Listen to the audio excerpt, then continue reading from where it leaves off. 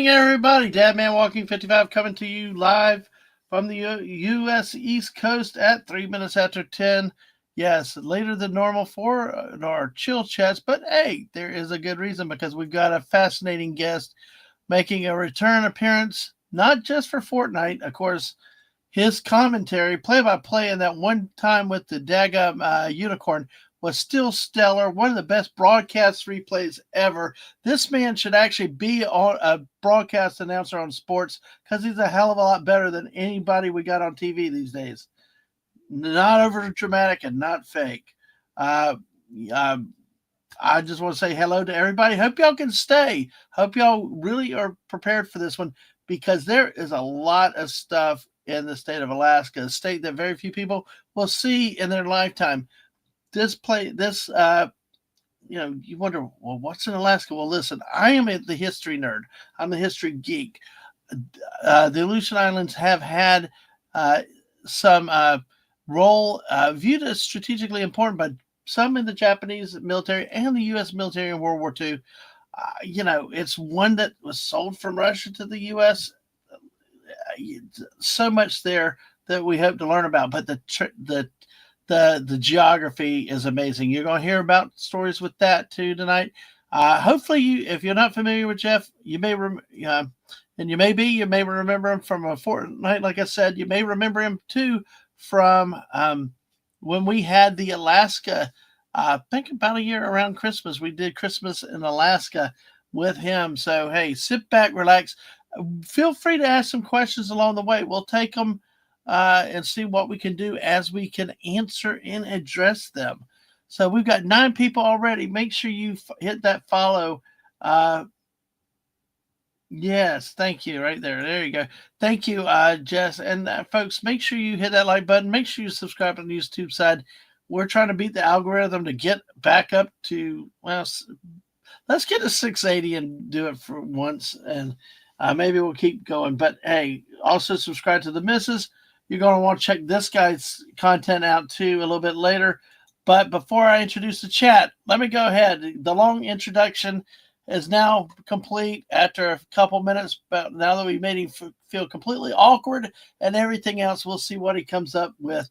It's the great, the only, the Alaska Jeff. Hey, Jeff. Hey, howdy. Hey, folks. Thanks, Dadman, for having me around. It's great to be here. Oh, it's always a blast to have you on. I do remember that time in Fortnite we were playing, and you set up the unicorn. I'm the unicorn. It was like he's taking out high. Something about mass destruction of people and really not family friendly or something. It was a great call. But how have you been doing? Sometimes those things just roll off the tongue, and other times I'm waiting for it to happen, and it doesn't come. It really is spontaneous. What's like the missus says that she says that you're funny when you don't try to be. So you just have to let it come to you. Precisely. But I will tell you, that was amazing. But I do look back, and she has talked immensely, glowingly about this stream coming up because she really liked the last stream, the Christmas with Alaska, because she was like a little skeptical, but she loved your presentation. Love the information. Love the mediums that you used tonight. So that night. So it was definitely a blast. Definitely a blast. Well, hopefully I can give something similar this time. I don't know how they're going to turn out until they kind of happen. I'm kind of a fly by the seat of my pants sort of person when it comes to stuff like this. Well, I tell you what, you look completely calm, controlled, and organized from this standpoint. So I wouldn't have known until you said, but heck, that's the way I do all my streaming, is by the seat of my pants. And we call the late night squirrel streams. So we did manage to make it to Alaska this year, though, for Around the World. We made it actually through Hawaii. Then we decided Howland Island and Baker Island, well, there's nobody on those islands. And there was only about a few thousand Pago. It's like we met the spirit of the law. And crashed out. So let's say hello to everybody that's in the chat. Legatus Leganis is here with us tonight. Good to see you again, Legatus.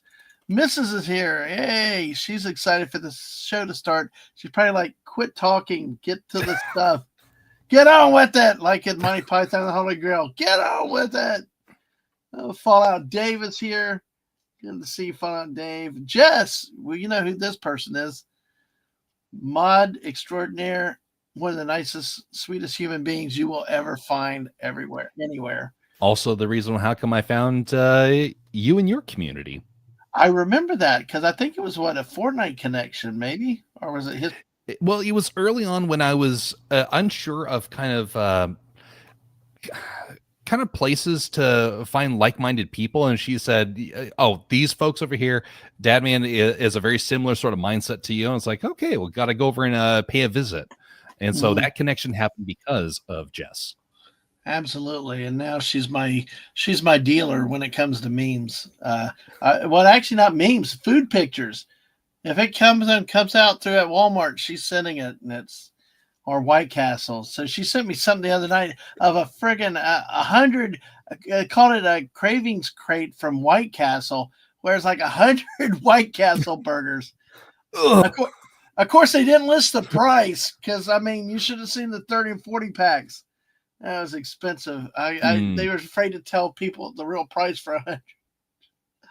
Oh, but yes, Jess always means a lot to us. So, JPRPH, welcome. Is that a Snortopoopas Cuber avatar or relative of Alaska Jeff?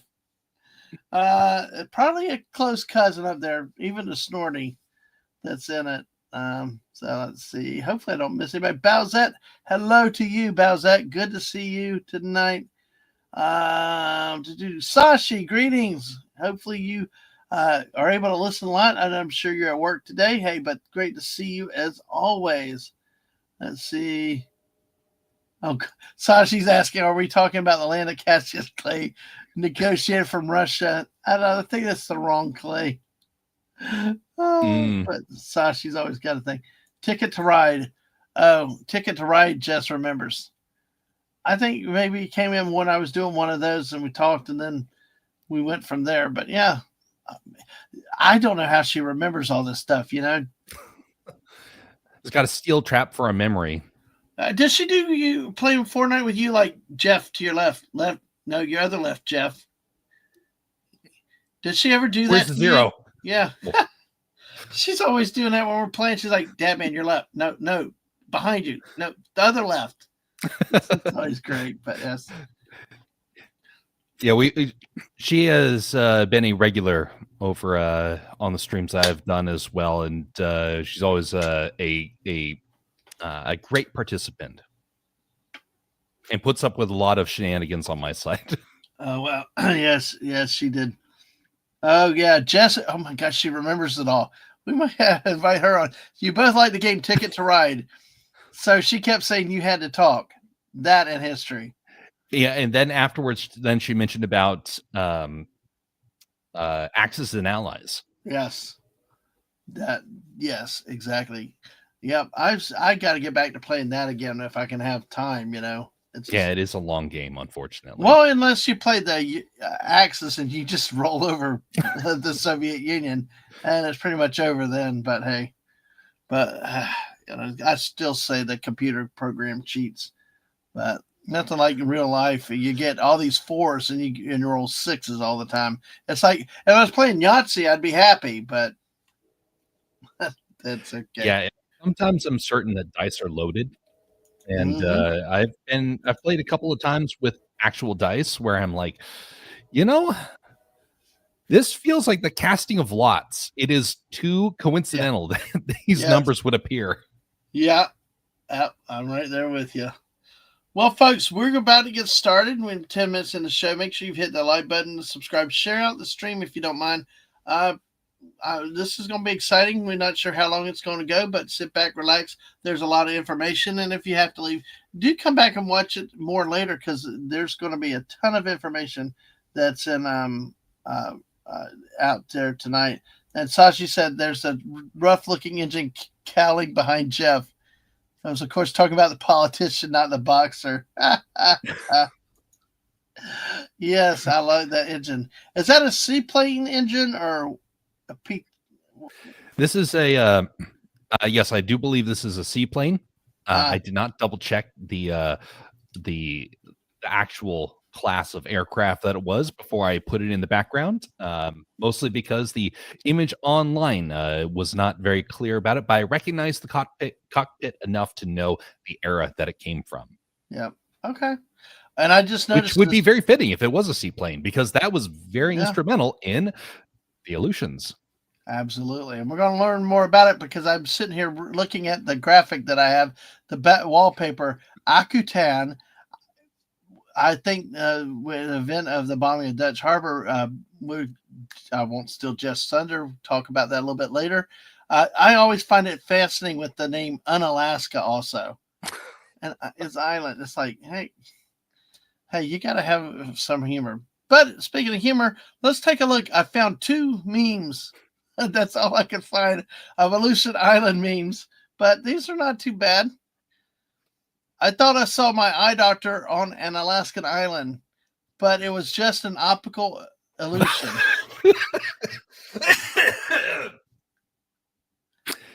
That's pretty good. Yeah. There's different variations of that one. But yeah, so we love our memes around here. And I got one more here. Where disappointments are born. Disappointment Island, Mistake Island.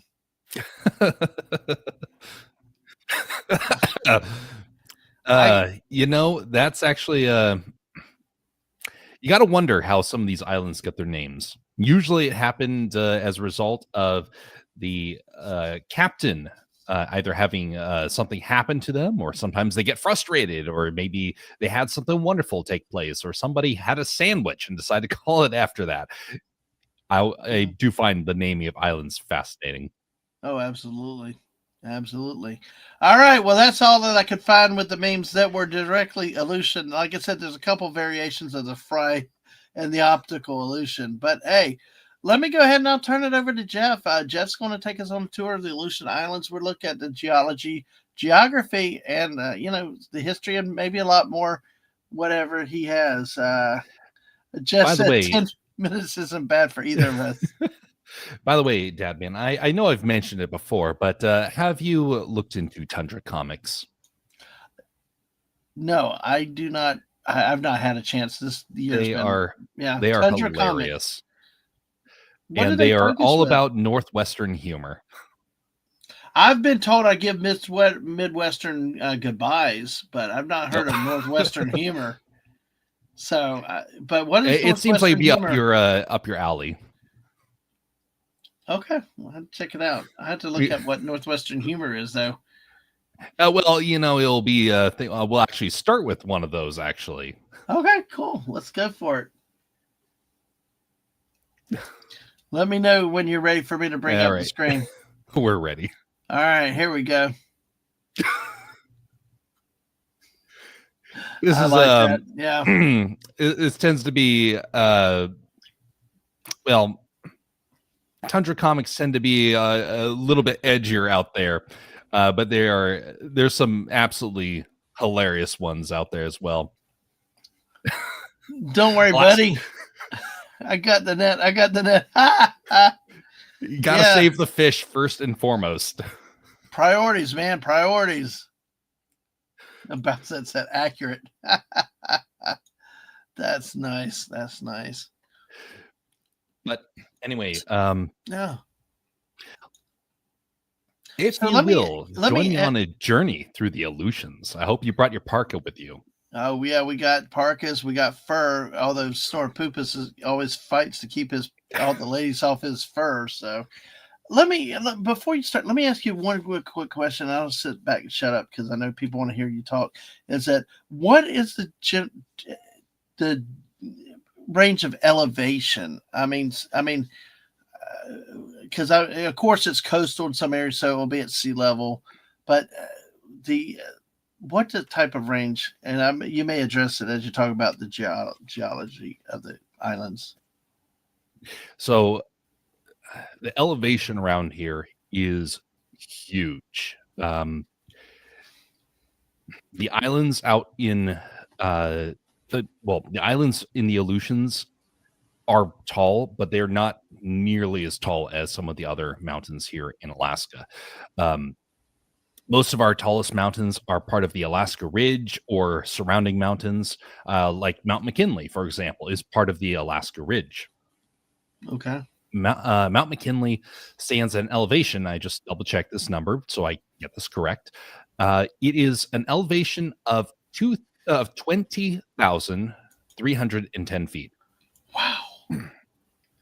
That's high. Miles in the air, folks. That is miles in the air. Dude, that's like impossible. We were just at 10,000 feet almost 2 years ago, and that was a weird feeling. But 20,000 feet, I mean, breathing has got to be difficult. By the way, what makes it even more interesting, that mountain's still growing. And it's not a volcano. It is a rock that is just rising up out of the earth. So thus, I believe they said the average is 4 feet a year. So, wow. Yeah, you can imagine how tall that thing is going to be within just one person's lifetime. Is it from shifting plates? So Alaska, I should have started with this actually. Let me see. I might have a slide of this from the past. Man, it does not like to give me a whole lot of previews here for my slides. So forgive me as I go back in time, just look at some past things I've used. Mm-hmm.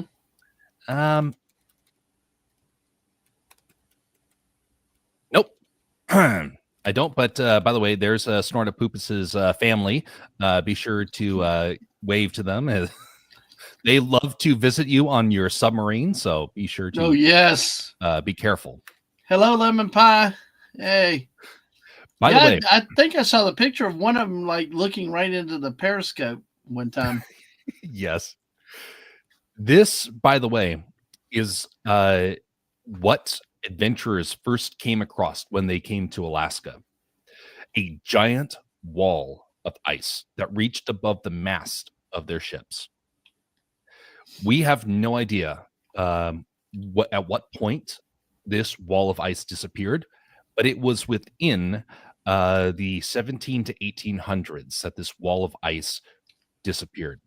At which point, the Northwest Passage became a plausible route. The Arctic back then was something else. It's pretty harsh right now, but back then it was even colder. And the ice basically was its own continent. It is a fascinating time, and I'm not sure we will ever really get to see that again. Although there's a possibility, and now you will not hear this across many areas in media. There's a possibility that we could get that again if the right conditions actually were to happen. And people have been debating what are those conditions that would spark that. One of them could be, and this is theoretical, one of them could be a reversal of the Gulf Stream in the sealing of the Bering Straits. That is the theory, or at least the theory that I buy personally. The Bering Sea was actually blocked off. What's that? Say that again. There's something with your mic. I don't know what happened. It kind of. My apologies. Let me double check something. So let me. Testing 1, 2, 3. Okay, I think I know what's going on. Not bad. Thanks for the heads up on that. No problem. Because I mean, this is fascinating already. I mean, imagine having a old sailboat, wooden ship, coming up to big, massive ice. You're stuck in a foreign land. There's no planes. There's no communication. Back then, I was like, "Hey, you're on your own. If you got stuck." Mm-hmm. Hopefully you could find a good village nearby of peaceful people to learn how to eat and just spend the rest of your days, Right. That's better. That's much better. So this is good? That's better, yes. Perfect. Okay, so it was the noise canceller. Apparently there was double noise canceling through the platform. So thank you very much for mentioning about that, because otherwise that would ruin the whole experience for everybody. So Um, the theory goes that there was an ice shelf that stretched across the Alaska state and went all the way over into Russia, a land bridge of ice. But the waterway of Alaska is fairly shallow. Let me pull up this image here. Where is it? This is here we go. The depth of the ocean is actually about 60 feet on average in depth. So you can imagine a chunk of ice sliding into there and just kind of setting, thus being taller than the mast of someone's ship, and also preventing any current from going across from the Pacific into the Arctic. Mm-hmm. So if you were to get that area to seal off, would you then get rid of one of the warm currents that melts the Arctic? Makes you wonder. So anyway, just something to ponder about for stuff like that. And as a result, it's happening again. Yeah, it's almost like you're in a Coke bottle a little bit. Let me try something else.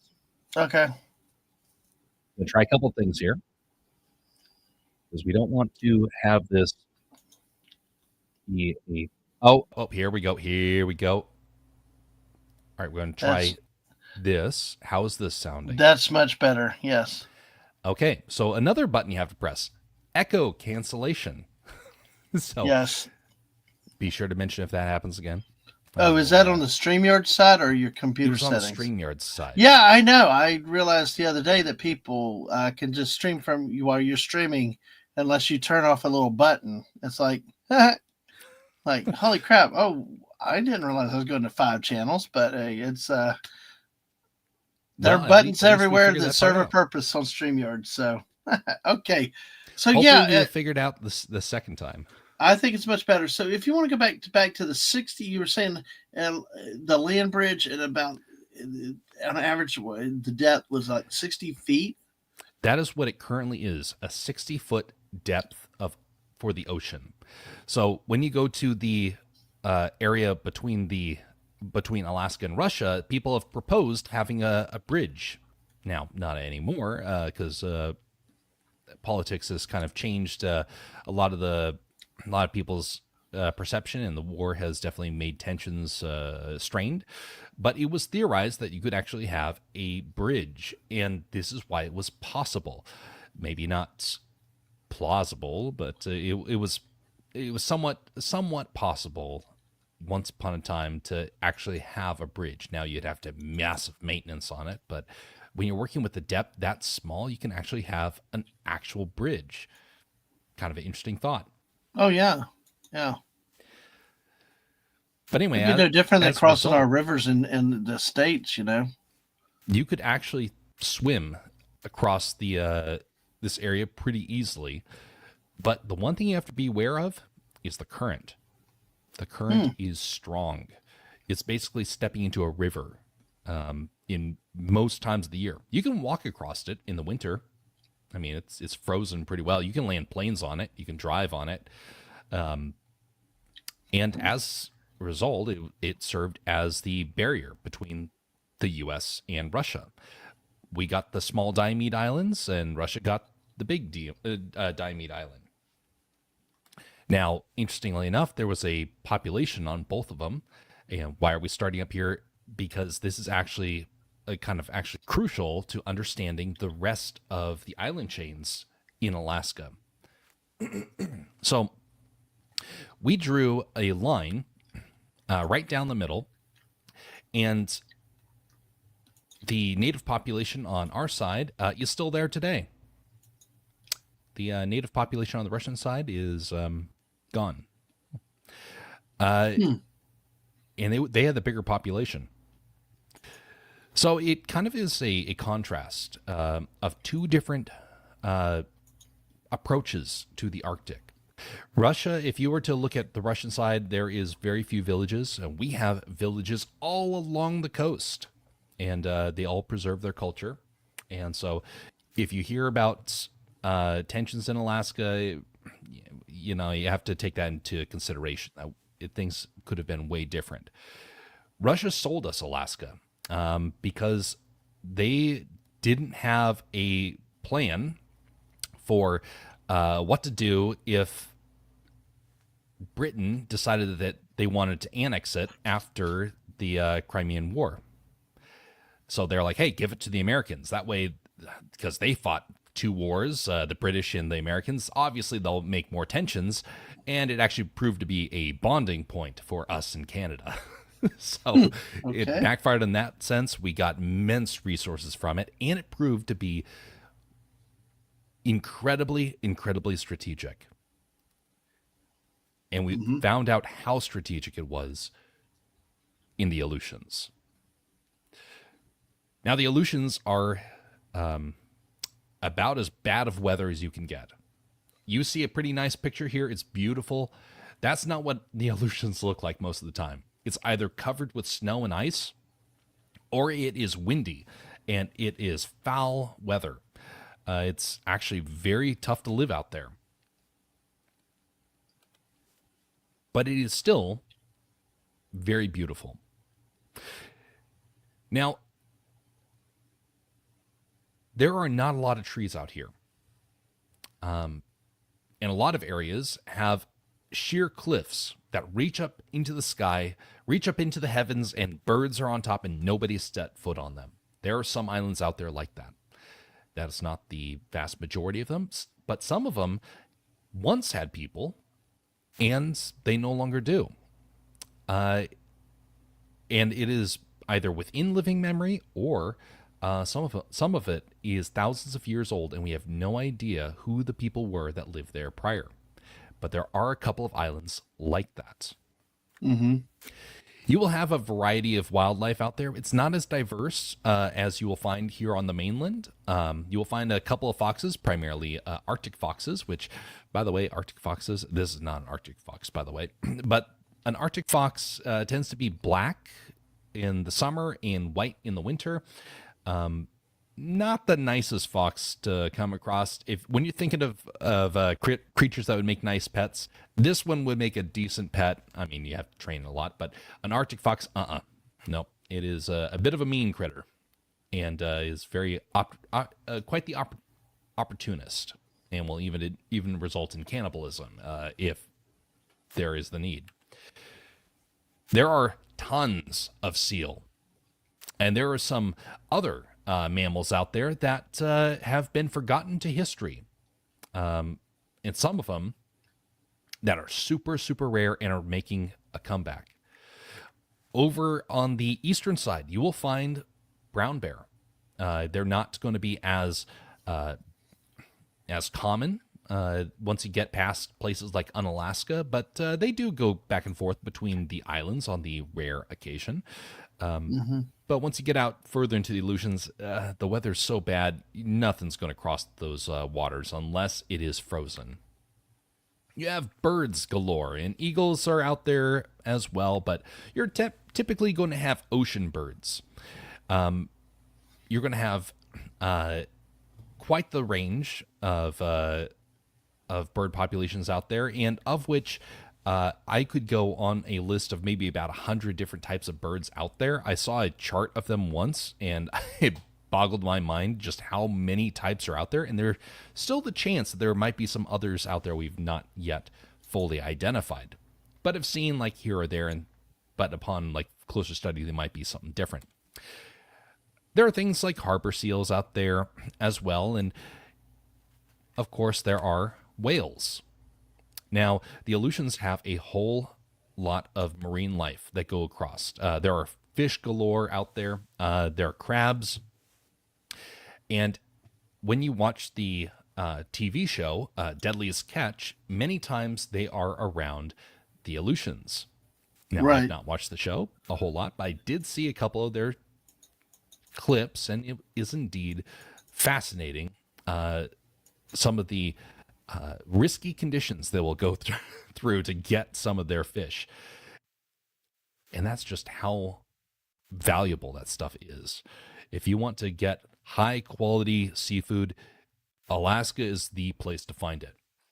Now, I won't go into huge detail about this part, but right now you have actually a lot of problems globally for fishing. Alaska is still pristine waters in that sense. You do not have a whole lot of overfishing. We are very, very protective of our waterways. But we even are starting to notice a dip in some of our fish populations, and it's causing Alaskans, which are we love all of our wildlife, and so thus we are trying to make sure that they are well taken care of, and that way we can cherish it for generations to come. Of which, oh, got bumped. Keep going. Okie dokie. I am alone. The show is mine, folks. Oh, wait. Never mind. Yes. He's back. Yes, that's what happens. It just randomly bumps us sometimes, and I, it's good. It's funny. I come back in the chat's like I was all the way back to Legatus's first chat of the stream. It's like this is all I see now in StreamYard. Sorry about that. It that's fine. It happens, but yes, that's always the goal. Take over somebody else's channel and stuff. Yeah, there you go. Well, I relinquish it back to you in that sense. That's okay. Well, which I did then relinquish it back to you for the presentation. So there are a lot of people up here in Alaska that the moment we see our state starting to show strain from people living up here, we want to make sure to preserve it. And as such, the Aleutians have been relatively untouched, despite having a lot of opportunities out there for people to really develop them in one way or the other. Part of it. Let me ask you a question. You say that it's showing signs of being taxed by development or usage. What do you mean? I mean, is it talking about like full spread like housing developments and cities being built, or is it just that people are now having more access to maybe the more remote areas of the state? Good question. Right here is an abandoned town. So you have some areas like this that will happen mostly as a result of either World War II or a village that got displaced and people never went back, or industry. And then we look at that and we're like, wait a minute, that's scarring our Alaskan wilderness. And then we will spend a lot of money to go out and clean it up, which, by the way, we are actually going to talk on that one during the World War II section, actually. So yes. That is a good question, though, because this right here is actually one such place. One thing you will notice, like I said earlier, there are no trees on some of these islands. And yet these islands are dozens and even hundreds of square miles. Some of these islands are, well, a lot of these islands are bigger than like 99% of the Hawaiian Islands. And yet, despite that, it can barely, you'll barely find more than 10, 20, 40 people on some of these islands. And that was not always the case. Actually, if you go back in Alaska history, which is interesting because a lot of photos you find out there are actually of old Alaska, because it's really, really hard to get cameramen out there. If you want to be able to have something of like, let's say, Gamble, Alaska. Now, that's not in the Aleutians. It's actually further up on St. Lawrence Island, I believe. That is right around the Bering Straits. There is actually very, very little footage of that island, let alone the city that people are in. And so you will find photos from 1960 or 1940 when people went out there with their cameras and they got the first and only photos of the area. This state is huge. And if you were to measure the distance of Alaska from top to bottom, you are talking about something from Florida all the way up to Montana, to like Michigan or Montana. It goes as far west. If you were going from Florida. It goes as far west as about maybe Arizona, New Mexico, Arizona. Yeah. That is how long the island chain will reach out. Jeez. So you can imagine people trying to go around this state trying to photograph. You're going to have a lot of places where nobody has stepped foot. Oh, yeah. Yeah. And if the distance isn't enough, definitely the harsh weather conditions, the seas and everything else. Even, it's not easy to land planes on some of these islands either. Oh, yeah. Yeah. So. Oh, yeah. Alaska's early exploration was carried out by Vitus Bering. Now, he brought with him George Steller. Now, if you are familiar with the Northwest, you know that Steller is a very common name for wildlife because Steller was his scientist / botanist. Vitus Bering was on an exploration and he brought along George Steller to help document all the wildlife that they found. Now, these are two very important figures when it comes to the history of Alaska as well as the Aleutian Islands. Steller ravens are named after George Steller, for example. Steller sea lions and some other creatures that we're going to explore. Now, were they what nationality? Were they Russian or German? It was a Russian expedition, as I understand. Now, my apologies, I've not looked into this as much as James Cook, but George Steller was from Prussia. Okay. I do know that. There's the spelling of George. Okay. All right. But yeah, good question on that one. I regret that I didn't immediately have an answer for it right here. Oh, wait a minute.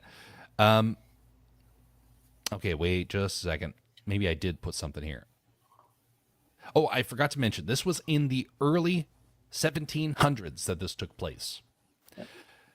So they arrived there in the 1730s, and their expedition lasted about 10 years in order to document, and they barely scratched the surface of the state. Wow. They left St. Peter's in order to go on what was called Bering's Great Northern Expedition. One of the men to follow up on the exploration and to really do good documentation of the coastline was James Cook, an adventurer extraordinaire. This man, I'm surprised there's not more media that's made about him. He is an incredible figure. But he was very instrumental in finding out where the waterways were going. He mapped a lot of islands as well. He's the one that documented about the Northwest Passage being blocked by a massive wall of ice. His expedition happened about 40 years later after Vitus Bering. He searched for the Northwest Passage. He went into the area that he would later call Anchorage, and that is the greater area where I live. Can I show something real quick? Let me, because you mentioned Anchorage, just to give people a frame of reference where Anchorage is. We're talking about up in here. Anchorage is around here towards the Canadian border, but Fairbanks is further up north in Alaska. So, of course, we're talking about the Aleutians, which will go stretching further out this way, as you described before. Okay, I just want to show everybody what you're talking about with frame of reference for where Anchorage is. Because, I mean, there's very few large population centers up in Alaska. Juneau, Anchorage are probably your largest, right? Yeah, so Juneau is decent size. We have Anchorage, and we actually have some growth in some of our cities. We have the region of Palmer that has kind of been has steady population for a while. We have the greater Matsu area. That area, honestly, that's going to be the population center of the state moving forward. We have Bethel, which is over in the west. Actually, let me pull up the map here so you can see this. Okay. So we have Juneau over here, Skagway, which was it changed here. Let me see here. It stopped. Share screen. That's a little peculiar. Yeah. There we go. Okay. Here we go. Can you see that one now? There we go. So we have over here, we have Juneau. We have Skagway right there. That was an early pass to get into the armored underbelly of Alaska, because this area right here is a giant wall of ice and mountains. Very, very hard to penetrate into. Then you have Anchorage.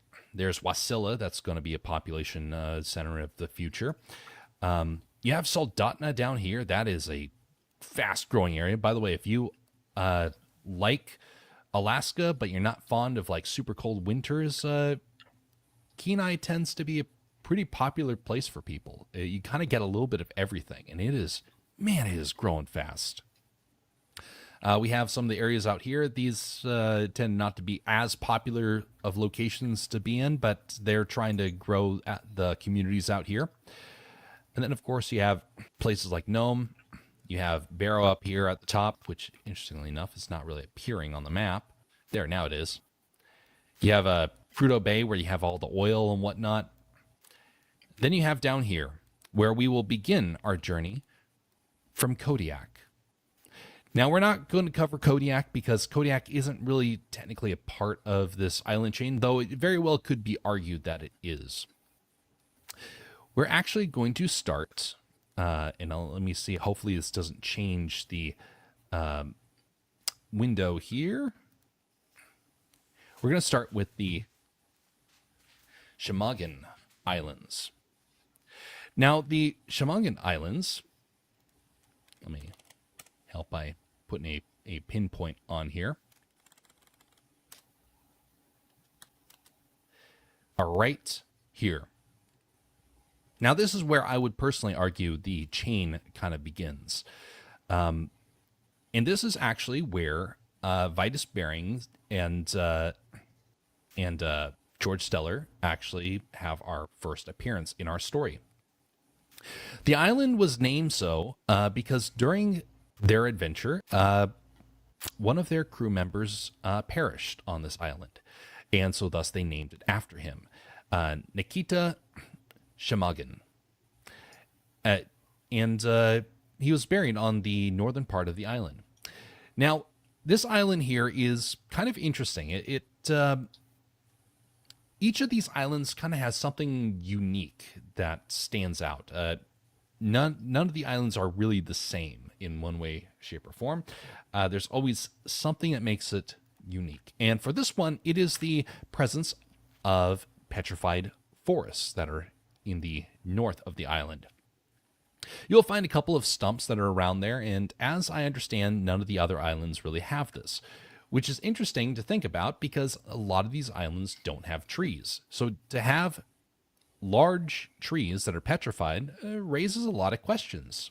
Mm-hmm. What were the islands like in the past? And how far back? We have no idea. Some beautiful terrain around there, though. Very hard to get non-copyrighted photos out there. We'll put it that way. Yeah. But here's a couple of the vistas that you can expect to find along here. You'll find a couple of videos out there of different areas across the state, but there's not a whole lot about the Aleutians. So this is the only time we're really going to see footage of this. And I want to take a brief moment to pause it right here. Okay. Now, I don't know if you can see this, but you will see that there are many fish swimming in this river here. Right. Chances are you will find bear in this area because there are so many salmon. But you'll also notice something else. There are dead fish everywhere. And like right now, I've paused the video, and there are probably about 100 dead fish around this area because this is a spawning zone. As such, this is probably going to be a popular fishing destination for some people to try and go off of these islands and catch salmon. Right. But anyway. But how's the terrain? Is that solid footing or is that grass or? So a lot of this is grass. A lot of it is moss. Moss, yeah. There's a couple of bushes out here. It's not like out there. You can see a lot of brush that is out there. Not a lot of trees on this island in particular, even though it has the petrified forest. All right, let's move on to the next one here. Where is the next one? There's the next island in the list, which is a sub-island of this called Popov Island. Now, for some, that is this one right here. It is the smaller of the islands, and notice the weird shape of these islands. They're almost like a fractal in a way. They're very narrow sort of arms that stick out, and you'll have mountain ridges that are all kind of stitched together in this weird way. But one of the things you will find in this area is cliffs that are made of basalt. Very tall cliffs. You can kind of see it a little bit in this photo here. Hundreds of feet tall. And now you'll see basalt like that in other parts of the world, but it typically not in this manner. So I found it kind of interesting. That's bizarre. Yeah, that's really amazing looking at that. There are some towns out here. This is one of the larger towns. And you'll notice back here on the far right, boats are actually pulled out of the water. I actually don't know why they do that. I can only guess it's in preparation for winter because you don't really want your boat to be in there when it all freezes over. Yeah. Yeah, because I remember even being up somewhere like in Yellowstone, it's very north for us. It was May, almost the 1st of June, yet you could still see ice on the surface of the water, so. Exactly. Now, a lot of these people out here, they are self-sufficient for the most part in terms of food. All their building materials have to be shipped in, usually by a barge. And there are barges that go across Alaska all the time. And they will make kind of a yearly stop or twice a year stop for some areas in order to drop off all of the materials that they need. Now, this one is a place that's a little bit more connected to the state. And I'm not sure about all the industry that they have, but I do know that they have definitely quite the fishing fleet for the area.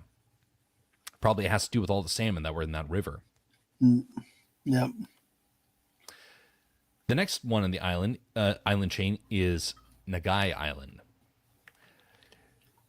Now, this one's unique. Remember we mentioned about Stellar. Right. Stellar named a lot of creatures after himself. There is one that has drawn a lot of mystery, and that is this one right here. Stellar's sea ape. Now, we have no idea what this thing looks like. The reason why is that Stellar's original notes have been lost to time, either destroyed or rotted away or just outright lost. And so people have tried to come up with what this thing must have looked like. And now Stellar, I gotta say, Stellar had a very good reputation for being a very thorough sort of investigator of wildlife. And he never called out something that didn't actually exist, except this one, which people have used as claims that he was kind of losing his marbles. But at the same time, I don't really think so. Now, here's the story. It was August 10th, 1741. They were around the Chillin Islands, and they looked over the edge of the water into the water, and they saw this creature, a fair-sized creature of that was going to and fro about the ship. It was diving up and down, recorded, at least by Stellar, about 30 times. And it was a very playful creature. Kind of sounds like an otter, doesn't it? But the thing was that he had seen otters before. And this was not an otter. He had seen sea lions, and he had called out sea lions like, this is very distinctly a sea lion. This thing he didn't know what to call, and so he called it a sea ape because it was playful, but it was kind of restricted to the ocean. It was going to and fro, grabbing seaweed, which again sounds like an otter, but they were surrounded by otter, so thus makes no sense. It had a mustache of some kind, a very thick one that was a prominent feature of it. And it is not the only time this creature is recorded to have been seen. But yet we don't have any clear description that we can actually say, okay, it is definitely this or this or this. Almost sounds like Loch Ness Monsters, those type of accounts. It does, doesn't it? Yeah. Yeah, because I mean, you got Loch Ness Monster stories up here as well. Oh, really? Yeah, and let me say hi. Brogu came in earlier.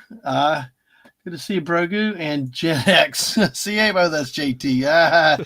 JT's not here right now, Gen X, but yeah, good to see you swinging in. But yeah, that's the first thing I think with the art, the renditions, Abominable Snowman, Loch Ness Monster. Almost, at least from drawing, looks a little like a leopard in a way, more of a cat than it does an otter. Yeah, isn't it weird? Yeah. But that's the problem, that we don't have his original drawing. Who knows where it went? But it's not the only creature that is not around anymore. There's actually another one, and we're going to explore that one in a little bit. But Stellar Sea Ape is a mystery that someone back in the mid-1900s claims to have seen something that matched the description, but they could not really define it in a clear way. So it is a mystery. For all we know, it could be a very different type of seal, and it was just so different that it stood out in that way. Although I will say something. Mm-hmm. I heard about a report, 2 reports actually, where there was a hairy creature that was found perished in the northern waters, and we have no idea what it was. It was big, but we don't know what sort of family of creature it belonged to. There are mysteries in the ocean, and some of them we will never understand, or some it's just not the right time for it to be revealed. Yep. And this is one of those creatures. Yep. There's Sanak Island, which is a little bit different. Sanak Island is a place. Now, this one is worth mentioning because remember what I mentioned about the Russians coming in and removing the population of the large Diomede Island? Right, yes. Same thing happened here. Sanak Island was a paradise for sea otter. Again, this is nearby where Stellar Sea Ape was found, which Chillin Islands, okay, this is where Stellar Sea Ape was supposed to have been found. Let me see here. Forgive me as I dart around trying to find out where this island was. Where is this? Well, use a search. It's all function. good. Nothing like trying to find something in a hurry while you're in the middle presenting it. Sashi says, hairy creature, probably someone from southern India like me. Oh, my Sashi. Here we go. Sanak Island. So you'll notice it's between the Chillin Islands and the actual, what we would identify as the actual start of the Aleutian chain. Now, this one is worth bringing up because when the Russians came here, it was a otter paradise. There were otter galore, and Alaskan otter make a really fine fur. I've touched it before. Oh, really? It is soft, so soft. Yep. And I had Hey, a Max. grandfather who was Mm-hmm. actually a trapper for a while, so he would tell us all about the quality. Oh, interesting. Well, the Russians found the otters, and they did not like the fact that there were a bunch of native Alaskans on this island that could interfere with them wanting to collect their otters. So they promptly had the people removed from the island and placed over here on the mainland. Real quick, question. You talk about the Russians. When were we talking about? Were we talking about the 1800s or the 1900s, or exactly when did the? 1700s. Okay, so we're talking 17, about back in the 1800s. day, probably in the days still of the czars and all. Oh yeah, Okay. definitely. It All was right. under the czars that we got sold Alaska. Mm-hmm. But yeah, I think that this one happened in late 1700s because Vitus Bering would have gotten back with his report and they would have gone out in full force to try and get as many furs as they could. Well, they did, and they butchered the otter population. And even to today, the otter population is still recovering across Alaska. When they sold Alaska to us, their fur industry went to overdrive and they captured everything that they could. And so we went to some islands and we're like, wow, there's no wildlife population here. And then we found out later on, oh, there used to be otters and now they're slowly starting to come back. And anyway, it is something that is a bit of a tragedy for Alaska's wildlife, because when we came up here, we were expecting to find a lot of fur opportunities, and only to find out a lot of the fur had been taken already. As such, it kind of is very profitable that we found gold up here because that helped to pay for the state immediately. Wow. Yeah, you always think animal stuff, but it's interesting. Yeah. Well, you got gold, you got oil, so yeah. Indeed. Hey, Atwood, good to see you tonight. Yep. But there's one other thing. The reason why I wanted to bring up about the native population being moved. Yeah. There are thousands of villages in Alaska. There were even more back in the day. I saw a map of Alaskan populations. It was staggering how many people were out there. And a lot of these places, if you placed natives in the wrong location, they would immediately go to war with the people of kind of like ant colonies. When you take an ant colony, move to the other one, they'll start an immediate fight, because there is a lot of there's a lot of bitterness in a lot of these tribes because of past conflicts that they had. And it was a very shell-shocking sort of moment to have an entire village relocated in that sense. The Russians were not very compassionate with that manner. Well, not just the Russians. What you look at back over the course of all the history in World War II, many instances, as in some cases, the Japanese military took and sent them into Hokkaido in Japan and interned them over there. Not just that, though. The Americans in abandoned villages didn't leave much of nice stuff behind, left it trashed and all, which built resentment between the native populations and, the American government, American troops there at the time. So it seems like in that area, it's just been a recurring thing of, really tragic, being taken advantage of, being forced out and by other people. It is a tough area in that sense, because a lot of and we'll cover this more when we get to the World War II section, but it actually, it was a very traumatic experience for a lot of Aleutian people. And there's actually been a big push recently to try and get for Aleutian descendants to want to go back out to the islands. And they're actually doing it in some cases, and they're finding it quite difficult. Well, but I mean, trying. Especially if people get used to more modern conveniences. And folks, wait till we get there. We got 15 people watching us tonight. Thank y'all so much. Hit the like and subscribe. But hey, if you have questions, feel free to put them in the chat. Alaska Jeff knows his stuff up here, and we're still going. So thank y'all for that many people being with us. Share it out. Let's bring more in. But ask your questions with it. With this, it's really fascinating. But yeah, I mean, they may be lineage by lineage Aleutian, but they've lived in a different part of the world with different comforts, different everything else. Folks, as Jeff gets into this more, these islands, we're talking about not hospitable. We're not talking about they got to 20 degrees tonight or something. No, we're talking about some. I heard one historian refer to Kiska as only having 6 days of sunlight all year long. I mean, we're talking about constant brutal. You're fighting the elements, waves, rain, fog, snow, ice, just so imagine trying to get people, hey, go move out onto this island in the middle of nowhere that has no satellite service, no cable, none of your modern comforts. And we haven't even talked about plumbing or potholes like we saw last night on the stream. But yeah, I'm sorry, Jeff. Go ahead. The worst island that I've heard of that people want to go back to. Now this one, this one's worth mentioning about. We're taking a detour here, folks. All right. Like what this channel's known for, This right here is called King Island. For some perspective. Did you say King? King Island. Okay. For some perspective, it is in the middle of nowhere. Yeah. This is about as remote of a small island as you will find. At least inhabitable. You'll find other islands out there, but they're not usually... they're either larger or they're not something you can live on.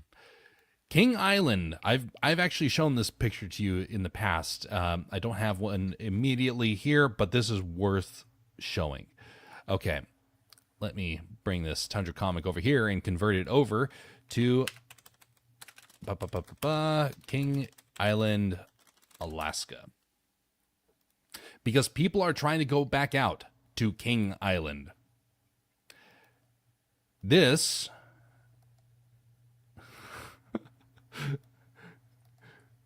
This is the village. Oh, yes. Yeah. Built into the side of a cliff. Yep. And they want to populate this again. And apparently some people have already tried.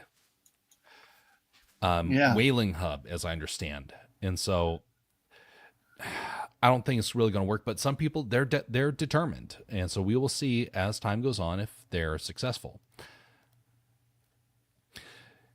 But down here in Umnak Island, this was a little bit nicer.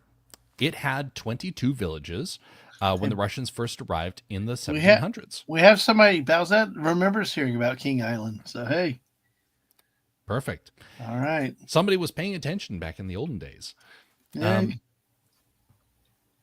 Not even about comforts, it's about survival. Yeah, there's a lot about survival out here, but there's also something about and Stunning. Good to see you, Stunning. Greetings, Stunning. Yeah. There is a culture that a lot of Native people feel like they've lost. And so to them, they view this as maybe very uncomfortable, maybe a big challenge, but to them, they actually see something nostalgic about it. Now, I hail from Scotland in terms of ancestry. I also hail from Sweden. Now, I saw my homeland, some video of where my ancestors came from in Scotland, and it is miserable. It is the worst of territory in Scotland that you could have gotten. Yeah. But you know what is very similar to? A lot of Alaska. Interesting. So it's kind of ironic how I ended up in a place that, for the most part, it's not the same, but it kind of rhymes with Scotland. Now, if I was to go back to Scotland, I actually would probably get very nostalgic for it. I wouldn't be opposed to that, honestly. I would think, hey, ancestors did it, I can too. Same thing for the people that want to live on the islands again. There's something nostalgic about it. Their culture, they hear stories about it. And then they're like, you know what? It's like I almost grew up there. And so they want to go back out. Now, back in the day, there were thousands of people that lived on the Aleutian Islands, most of which were removed by the Russians. or by other factors. Now, Umnak Island, when Russia arrived in the 1700s, it is believed that there was between 15,000 to 18,000. Now, let me try and pronounce this name right here. Anangan people. So 15 to 18,000 Anangan people that lived on this island. There are now a total of 22. Now, this island down here that we were at earlier, where do the people go? We don't know, honestly. But it's a fairly nice island, honestly. It's separated by just a kind of a few feet between that and the mainland, so you are going to have a lot of wildlife that transit across here. You're going to have some areas where there's foliage and whatnot. You're going to have a lot of fish in the area. This is honestly a bit of a food paradise, you could say. But it crashed, and now it is home to over 7,000 cattle and sheep.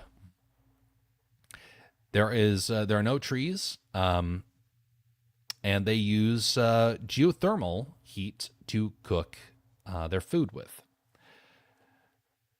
So who knows? This area might actually see a population grow again one day. We'll have to wait and see. Wow. And geothermal could be like it could be like steam, like things, natural pressures. I'm trying to think about how to phrase what words, but like the stuff we see, the geysers and stuff we see out of Yellowstone and places like that, the geothermal, the pressure releases. That's interesting. I'm also sure that being in areas like that, you need nature could be a very useful tool in developing and surviving. Absolutely. This place, it does have potential for the future, and I want you to look at this vista right here. Wow. This is an island that is massive, and you have canyons like this that are just deep within the island. You have massive craters from past volcanoes. This place is truly untamed after its population of native Alaskans was displaced. Mm-hmm. And now cattle. Yes, cattle roam the wilderness. But it also served a different purpose, because during World War II, it actually became a location for an airfield. It was called the Blair Packing Company, and it was designed to be a trick. They were like, hey, we're going to deceive the Japanese, make them think that this is nothing more than a fish cannery place, when in reality it was a military base in order to try and prepare against invasion. And it was successful. They used a tool called a Marston mat to create the airfield, because they couldn't build on top of the rugged soil that was very boggy. Shut up. I don't want to spoil something. Yes, exactly. That's very important with the terrain there. Yeah, because you would have to build, really. Sorry, I don't want to spoil it, but yeah, you just can't land a plane anywhere you want to on this type of terrain. Precisely. Well, imagine trying to build houses out here. You have all sorts of problems with that. Well, we got a question. Legatus asked, there was once talk of using all these islands, making huge long bridge rail, and I think you touched on a little bit, that it could be done, the bridge from North America and Asia. Are people talking about that as an active possibility now? Whether it's obviously not a land bridge, but like building a regular bridge up in that area? So the area down here is thousands of miles to go across. The area that they're planning or were planning to put the bridge was right here, the Bering Strait. And that's because this area was 60 feet deep in the ocean. It is feasible. I don't think it's going to happen now. Tensions have grown, and honestly, the backers of it tend to have some questionable motives, we could say. One of the big backers was China. Gee, I wonder why. They want to get the Belt and Road Initiative, and there's some concern. That will never happen at this point, in my personal opinion. It's dead and gone, especially now that we understand some of the motives. But imagine if you were to put a bridge out here. You suddenly control all ship traffic as well. The ability to go across here already is very dicey. And during conflict, I would hate to see what it would look like. But a bridge would make it even easier to control. Yes, nice. Back down to the Aleutians here. We then move on to Tekalda Island. Now, this island, isn't that image beautiful? A lake risen up above the ocean, surrounded by this what looks like something out of Lord of the Rings. Yeah, just this giant cliff that goes everywhere. I mean, it looks like a big pool in the middle of an island. It's bizarre to see something that looks like that. Mm-hmm. And that thing is like elevated a couple of scores of feet off the ground there. Let me see here. Where is that island? Here we go. Right here. That area that you see is probably this spot right here. Now, the reason why I wanted to bring this up, look at this. Is there any chance when you're looking at an island from a satellite that you would even think it is this beautiful? That's why I wanted to bring this one up, because a lot of these areas out here, this is as good of resolution as you're going to get. It only gets worse from here. Wow. Yeah, you're going to get a few people go out there that actually take a camera like, wow, this thing is like out of a fantasy movie. And then you're like, okay, wait, you think this area is like a fantasy wonderland?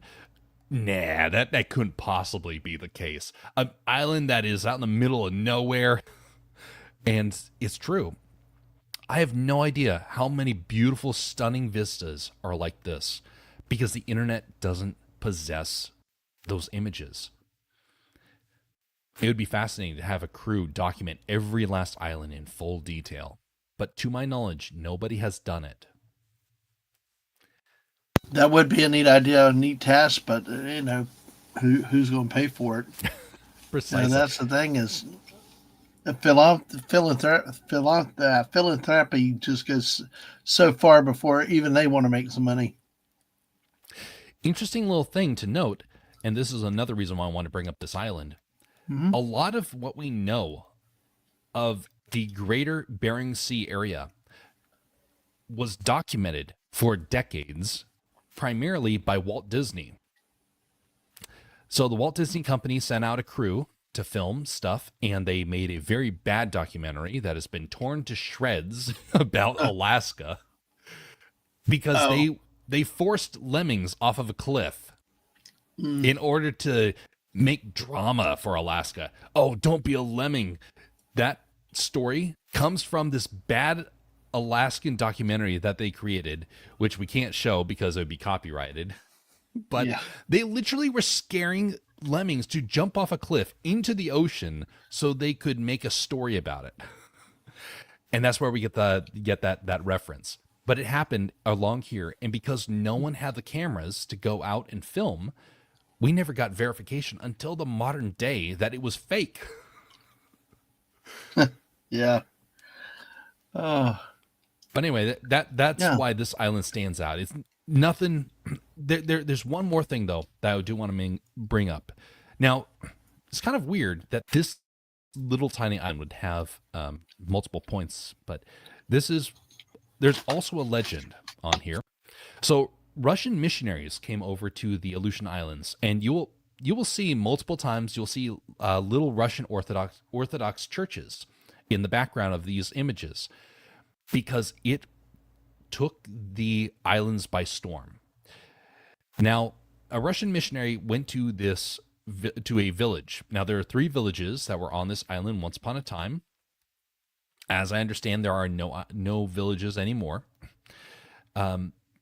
He came to the island, and he was met by people who knew him by name. And he had no idea how that happened. He wrote back to his superiors in Russia and said, "The people know me by name," says the shaman. Told them for 30 years that I was going to be coming. And for 30 years, they were prepared. And they were taught all the ways of Christianity. And so by the time he got there, they already knew most of the things he was going to tell them. We have no idea about verification, because when someone came to verify the story, the person who he told them about had passed. Now the island belongs to basalt sea caves and wild cattle, which you'll find wild cattle across a lot of these areas because of World War II. But the reason why this is interesting is because this story, almost verbatim, happened all across Alaska. I got to meet one of the men who actually was a descendant of one of the people who claims to have had this same story take place.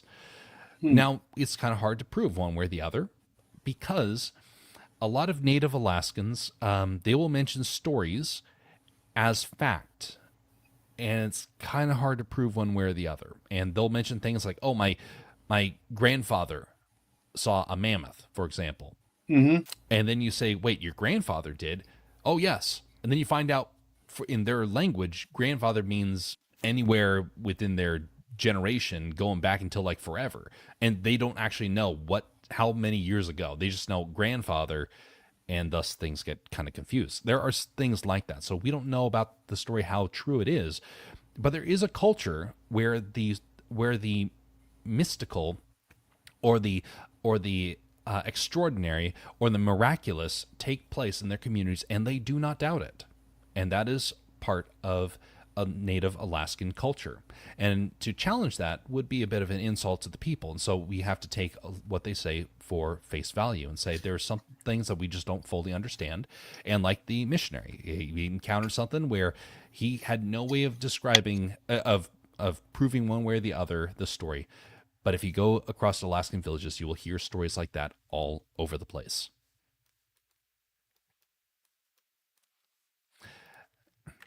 We now move on to Coon Island. Wait a second here. You know, just the shape of these things, and I mean how they formed in these natural rings. You was just seeing that amazing with that geography right there and those things. But it's just it's just so amazing to see what has become of these areas. And now this is due to strictly volcanic activity, or is it a combination of volcanic activity and maybe earthquakes, tidal plate rubbing up against each other? This caused a lot of this tectonics. Yeah. So this one, I believe, is primarily from volcanic activity, but erosion definitely played a part in this. Some beautiful caves that are around here, but there's not a whole lot about this island other than some of these very fascinating geographic features. But yeah, a lot of these islands are heavily influenced by the volcanoes that usually remain dormant on their islands. And again, most of these islands are uninhabited, right? Yes. most of these islands nowadays are uninhabited, but it was not always that case. Mm-hmm. Akun Island. Now, this is where you will. Let's see here. Akun Island is derived from the meaning "I made a mistake." Visited by James Cook in 1778. I think that's also where those memes are coming from earlier. Mistake Island, Disappointment Island. Precisely. Let me see here.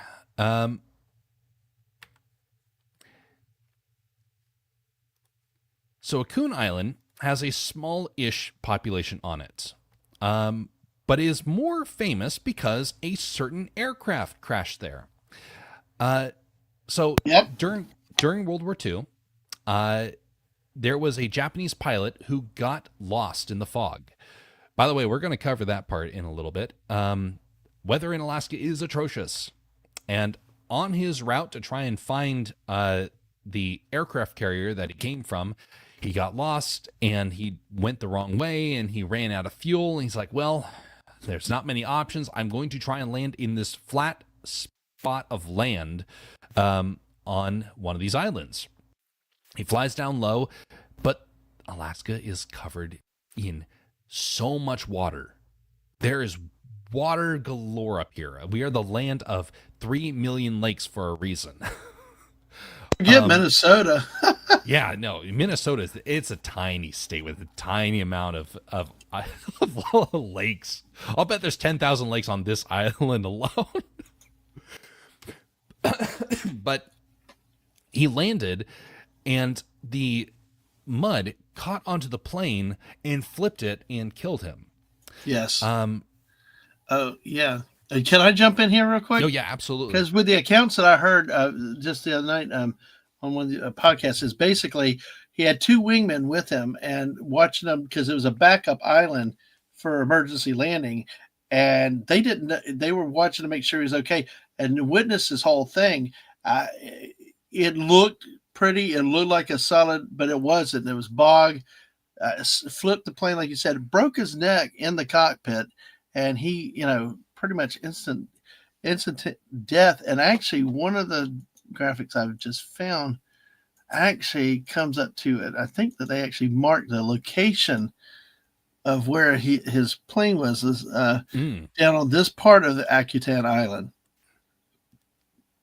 So, I mean, it's really interesting.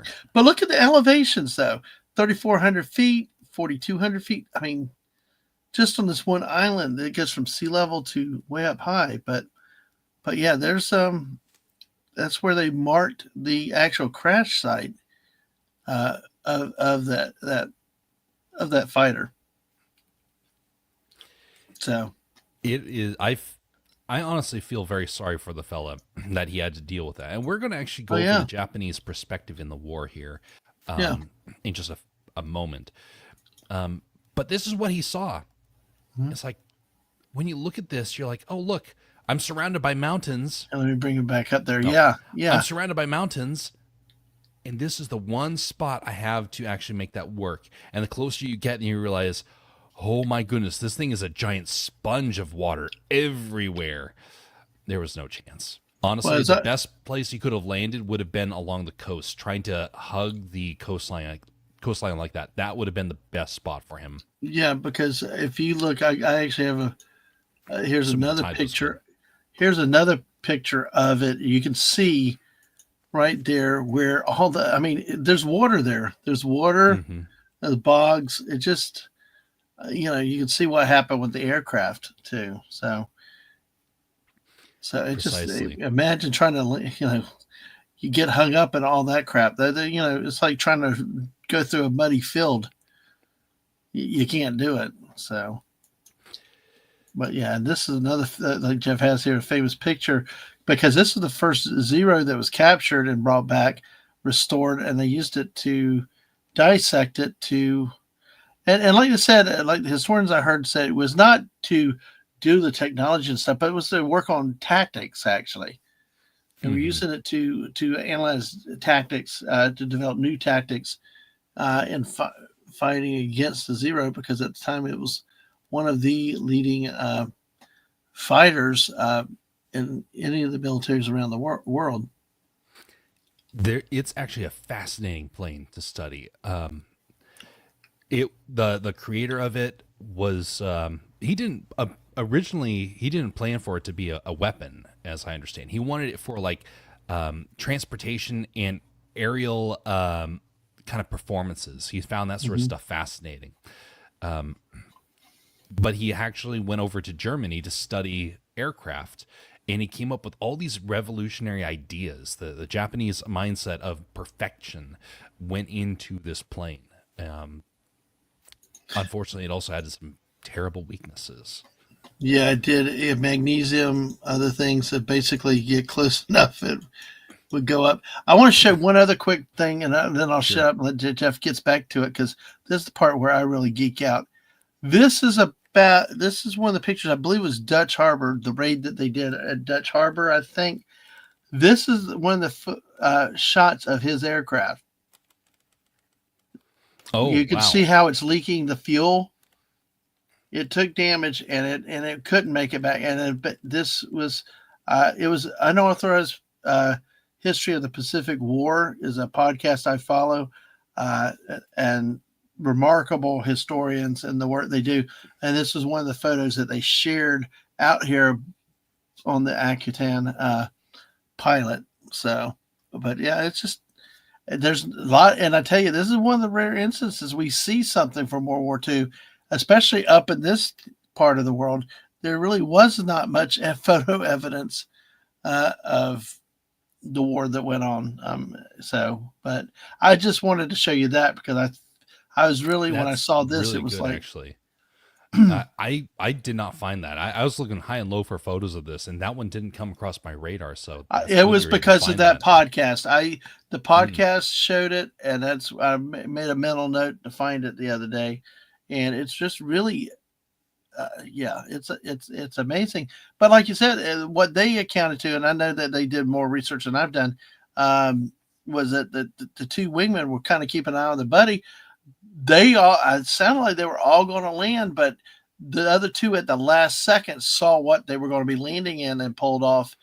They witnessed his crash, and what happened sadly to him, with landing in what he thought was solid ground, but it was a bog, and then obstacles there. But because it made sense what you said, it might have been better to hug the coast, go on the beachfront, than what they did. Well, I've been along the beaches in Alaska, and it's actually there's a lot of dangerous areas. Oh my goodness, we got quicksand in that sense, but it's worse. It's it's all of the silt, and so you don't know if it's going to be a good landing zone anyway. Right, it's a real toss up. Here's some photos actually of the pilot, as well as the restored the recovery and the restoration of the aircraft, which would make sense if his wingmen took the story back, because I was kind of curious how he knew so much about it. But if they went back to tell the story, then it would make a lot of sense. Petty Officer Koga, Koga, was the pilot here in this. So and what they did, they refit it, they rebuilt it, and they put stars on it, the U.S. stars on the plane. So when they tested it out, so imagine seeing that. Indeed. Night, Bowsette. Thanks for coming by. But hey, thanks for being here so much. And do the alerts. We got 17 people with us. We're an hour and a half in, folks. So hey, feel free to ask some questions. If you want. Obviously, Jeff, they're really interested, because we got a lot of people hanging around. The crowd's grown since earlier. So. And now you're on the fascinating part for me. So, things are about ready to speed up here. Actually, we got past like the introduction to the Aleutians, but it's worth going over it, because otherwise you're never going to want to go back to it. Absolutely. So the Zero was a masterpiece of Japanese aviation. 1940, there was a report that came back from Lee Chenot. Claire Lee Chenot. He was, I I think that's Flying how you pronounce his Tigers. last name. Yes, Flying Tigers. Yeah. He came Okay. back with a report about a plane that they encountered. Yep. And the Department of War rejected it, claiming that the whole report was, quote, errant nonsense. Right. A plane that can fly around like it is like some sort of bird in the air able to flip around and turn on a dime. Ridiculous. Yep. And it was actually a very devastating plane to encounter. And the plane was shot down a couple of times, but usually the Zero kind of got the best of American pilots for a good long time at the start of the war. And whenever we found wreckage, it was so destroyed, we could never make heads or tails. We knew that the material was cheap, was fairly flimsy, which helped out with its aviation, but no one could actually figure out like how it could still maneuver. And so when we found the plane, all the pieces finally came together. We're like, oh, this thing, now it all makes so much sense. We can actually start to figure out the best way to try and encounter it. And so we had a bunch of test pilots try it out, and they're like, this thing is great. But they found out the weaknesses. And after that point, the Japanese Zero never dominated the skies again. And it was claimed to be the best turn of events in the War of the Pacific, other than things like the breaking of the Japanese code or things like that. Right. And again, to give that podcast credit, because as they were discussing, is that the discovery of the plane itself is not the technology side, was the tactical side, to see what it could do, how it could maneuver, to develop new tactics to fight against them. The other, up until this point, the only other real tactic was like what they call the thatch weave, which was developed by one of the pilots leading into Battle of Midway, where basically even Wildcats were pretty good, but they had their issues with them, and basically, it's like coordinated assistance to take down the Zeros because of their speed and maneuverability. One of the other problems with the Zeros was that it didn't carry a lot of ammo. In many rockets, they were so they had to land and refuel and rearm quite a bit. Looking at Battle of Midway, that was one of the things, is they couldn't launch even between avoiding American planes, but you only have a limited number of rounds. They got to send more up or bring them down, rearm them, and send them back up. So as good as the Japanese Zero was, I think that's what finding it actually in real life, then they could actually really, dissect it, look at it, and you learn its limitations, and it takes off some of the luster of, hey, we can beat this thing and deal with it. Its climbing ability was impressive, though. We got 20 people with us, Jeff. Keep going, Jeff. You're doing something good tonight. Hey, thanks everybody for being here with us. We got a lot of lurkers, but still, folks, feel free, ask some questions if you'd like to. We'd love to keep talking with you on here. And this is the part that I think everybody says this sometimes, damn it, you don't geek out, nerd out. Well, we are now. I like this. Mine's not comics, it's history and stuff like that. But yeah, and they took a PBY. What I also heard was that they took a PBY, one of those float planes, out to the island to be able to pull it back to look at it. But again, folks, that you can't just plop down on an island without it being prepared. Precisely. And one of the things that you'll notice is that they're loading the plane onto a barge. In the lower left of photo, there were barges going back and forth trying to get all this equipment for the buildup along the Aleutian Islands. And when they got the plane back, this was the people that flew it. It was as much of a kind of a startling experience as when people started flying jet engines. It could do things that they were not used to, and so they had many pilots fly it, and eventually they destroyed it when they were flying it in their tests in the U.S. But they learned what they needed from it, and after that point, the Americans were like, "Okay, this thing is no longer scary to us. Here's our tactics," and turned a lot of battles, as I understand. The pilot, Koga, he was 19 years old, and it was he was on a raid, and he was his like you mentioned, his wingmen were there as well. And interestingly enough, this is probably the best moments in the North Pacific. The whole reason that made all the casualties kind of worth it, so to speak, because it turned things around so much. So we're gonna jump back now, because this is towards the end of the presentation here. So I jumped over there because it made sense. One quick thing. Sure. I've got a picture of it in color. Oh, nice. This is what we found out here too. You can tell the zero. You see the fixed. You can definitely tell by the landing gear it's a Japanese airplane. But yeah, it's very nice silver. Put the U.S. star on it, so very odd seeing it with that color. But hey, so all right, indeed. So we have gone across the Aleutians at this point, and now we're at Unalaska. They just kill it. Just the name is.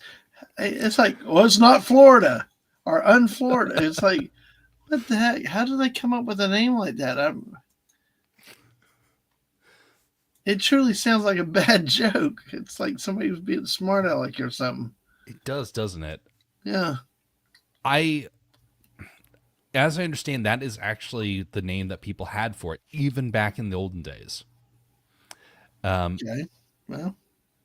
But this is where this island of Unalaska is still very common for us nowadays, as it is a huge port for fishing. And this right here is where you'll find, if you can do the share screen again, that would be great. Oh, sorry, my bad. Sorry, Jeff. No worries. I just want to mention it just in case people are kind of curious. So we were going across here, and now we're at Unalaska right here. And right here is where you'll find Dutch Harbor. Yes. This place, crucial during the war. We will come back to this in just a moment. But this island also served another purpose, in that we're going back to the time of Russia for a brief moment, because Alexander Andreevich Baranov was made a quick stop here in 1759. The Russians established a settlement on the island, but the Aleut natives destroyed the settlement and its 162 settlers. Now, this was the beginning of the bad relations, but, well, not the moment, but it was one of the crucial moments when Russian and native Alaskans did not clash so well. Because Russia, upon hearing about this, sent an army that ended up destroying 5,000 Aleuts, and thus forced the rest of them into slavery to harvest fur seals. So the entire population of the island eliminated. Now, interestingly enough, a couple of years later, this guy shows up. He's traveling, and his ship crash lands on the island. He's not going to this island. He's trying to go to Kodiak, the island that was at the very far eastern side of the Aleutians. He was going to where the governor's seat was going to be established.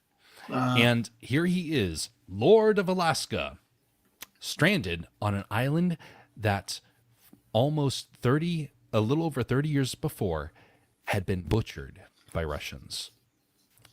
And while he is there, he is taken in by Aleut people, and he is protected so he can survive the winter. Yeah. So it's kind of an interesting thing. The Aleut people were a very violent people. I will not pretend otherwise. They had some pretty brutal sort of values and beliefs, but yet at the same time, they showed some mercy to this fellow, especially after some terrible things that happened. So it is kind of interesting to take note. Dutch Harbor, of course, like we mentioned about, is there. There's also a couple other things. It is a place where we had the second worst oil spill here in Alaska, in which a ship was severed in half. The waters around here are dangerous, and that's what this image kind of shows. Right. Now, it's worth noting, when you look at the Aleutian Islands, it's a chain. Now, what happens when you take your fingers and you run them through water? You get a kind of a rush of water that goes between your fingers. A lot rougher than what you have beyond your hand. This is what happens with a current in these islands. You try and go between them, you're dealing with a massive current, and you're dealing with rough seas that will slam you into all sorts of rocks. Very, very dangerous stuff. As such, you have to choose your route wisely, and one of the areas around here that people like to go through is right here near between Unamuck and the Tegalda Island. So this is a popular area to try and go through, but you also have all the fishing ships that are around here. So you'll have people come in here for fueling, or sometimes they're trying to go over to Asia, so they'll come along here, but they'll get washed up onto the shore. Dangerous islands, don't go there if you with your yacht one day, folks, please. It's too dangerous for you. You want someone who's experienced. But it is a beautiful area. And look at this. You'll see there is like a plateau between the cliff and the mountain. I'm not entirely sure why that happens in some areas. Some people think that the ocean levels were maybe higher once upon a time. Some people think that maybe that was a glacier that was rubbing up against it. But it is fascinating to see that there is a bit of a difference. We have another island, Nikolsky Island. Now this one is, I wasn't even going to bring this one up initially. And then I found out something fascinating about it. This is an area where this island has the oldest known Aleut settlement on it. But not only that, during World War II, Japanese, it was evacuated when the Japanese were capturing islands, and an old air base resides on it called Fort Glen Air Base, abandoned in 1950, in which they successfully repelled the Japanese. So now that would be this area right here. Okay, let me see. Where was this? Maybe I got the wrong island. Just a second here. No problem. It is just fascinating. And like Atwood said, this is cool. So just the shapes of these islands are just something special. They are fascinating areas. Yeah. So this is where you'll find the current settlements right there. Maybe I got this mixed up because I believe it was right around here. Oh, yeah, there we go. the old air base. As you can see right here with the outline, that is all that remains of that area. Now, we're not going to be diving into it, but look how many structures are around there, of which you can still find all that rubble right there. It's still there. Just be careful going out and exploring. Yeah. Now, I want to bring up this because we're not going to cover it. I forgot to put up images for this, but there is actually a lost treasure on one of these islands. I don't remember which one. A lot of gold was captured by a pirate and deposited on one of these islands. And during World War II, some people believe to have found it. And not the whole stash, though. And so there are still treasure hunters going around the Aleutian Islands trying to find the lost treasure of the only pirate, really, to come up to Alaska. But during one of these areas, in one of these areas when they're doing cleanup, that's when they found a small bag of gold coins. So who knows? You might be the person to find the lost treasure of the Aleutian Islands. There you go, folks. Always a chance. Always a chance. The island of Four Mountains. Ooh, now this is an interesting area. Because here you'll find the oldest known relics of Alaska. There is lots of wildlife in the area, and what is believed to be the oldest remaining relics of the population that existed here before the native Alaskans came over from Asia. Now, we don't know what people group these folks came from, because for all we know, they could have come from Central America. All we know is that they were different in their ways. They had mummies. That is one factor. Mummies. There is a cave where they found 13 mummies. There's pottery, clothing, and they were very proficient in using obsidian for their tools. Hey, Mrs. Yeah, there's your Lego Fortnite obsidian. Atwood, if you're nice enough, Jeff may sell you some obsidian cheaply, since you don't have enough obsidian in your game. Sorry, I just had to throw You get obsessed out with obsidian. Oh, they did. They did. It's like, she's like, I got it. You know, she's like holding it, and he's like, get your own. And he's like, I need a stack of obsidian. Obsidian is sharp. It's so cool. My goodness. Have you ever seen like scalpels made of obsidian? Man, that stuff is, it is amazing how sharp that stuff is. Honestly, it's sharper than a scalpel. Miss said, I think it's much easier to harvest in Fortnite. And I was like, yeah, I got enough now. Mrs. was like, yeah. So, sorry.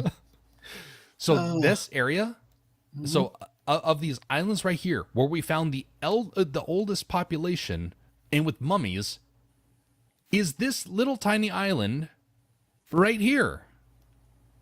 This is like a little tiny Jurassic Park sort of area.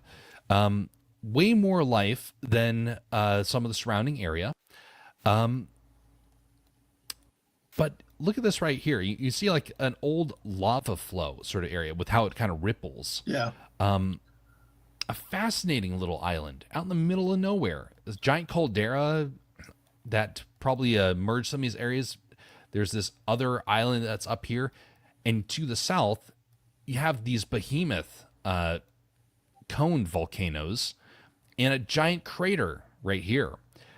So yeah, it's a kind of a weird spot to have relics of an old civilization right there. Very peculiar. All right, I said I was going to speed up, and I'm slowing down, so my bad, folks. I know, it's okay. So I know it's it's all those mountains. Hard not to jump off on some of those tangents. All right, now this one is worth bringing up. Kasatochi Island. So we've skipped over a couple of them, and we've come to Kasatochi. Here we go. I think this is it. Yep, Yep. No, that's not it. Kasatochi. Okay, you know what? Use the search function again. There you go. Kasatochi. No, not Kasatochio. We want Kasatochi. All right, here we go. This island right here. Okay, so the reason why I bring up this island, it's a little tiny caldera out in the middle of nowhere, right? Right. Mm-hmm. Well, it also had a recent eruption in which it grew the island substantially. So you can see back in 2008, this is the island before, this is the island after. This actually answers a question Dadman mentioned earlier, which is how did these islands kind of form and why are they in such a strange shape for the peninsula? The reason why is because all these islands start to merge together. And you start looking across and you'll find mountains that all merge together. And the closer you get, you'll get like some of them start to merge over here, but they'll get bigger and bigger. And eventually you get to the mainland. And look how this is structured. All these were once islands. And with volcanic eruptions, they finally merged together. And so this whole area from the kind of the chin of Alaska out to the Aleutians, all that is merging together slowly but surely. And that's why it's worth bringing up this island, because that shows us kind of how this island will eventually, one day in the far, far future, will end up becoming a part of this chain. And there are other volcanoes that are doing the same sort of thing. Merging how? I mean, is it are like the landmass is actually moving east or west, or is the water sinking to explore more land? I mean, how? I mean, it just still seems like a lot of distance to come together, though. So remember what I said about the depth of the ocean up around the Bering Straits? It's right, about 60 feet. Yeah. Well, notice right here, we have a massive drop-off for those that know about your bathymetry of the ocean.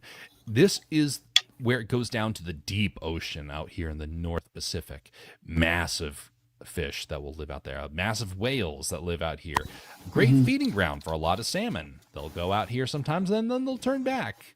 But notice out here how shallow all this area is. We're talking very shallow, like within 100 feet for a lot of this area. So imagine if you took a, let's say you got a dump truck of soil and dumped it out here. That would do absolutely nothing. Get a couple of dozen of dump trucks, and you know what? You've actually made an artificial island. Okay. That's how little effort it takes. Now look at this area out here.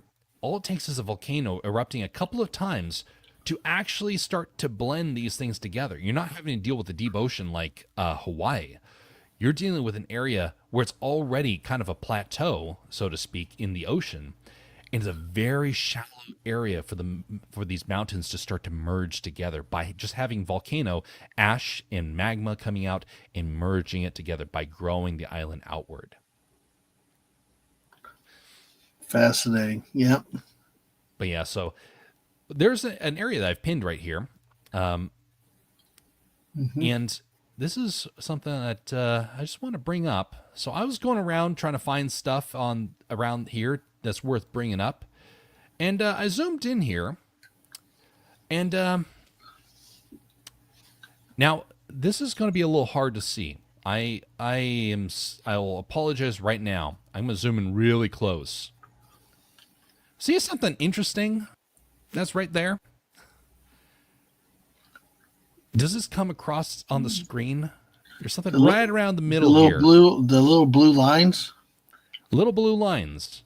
Okay? Got little blue lines there. Okay, that's interesting. We go over here and what the? They're everywhere. And they're all over the place in terms of size. Godzilla's been around. Those deep sea fish are floating up to the surface.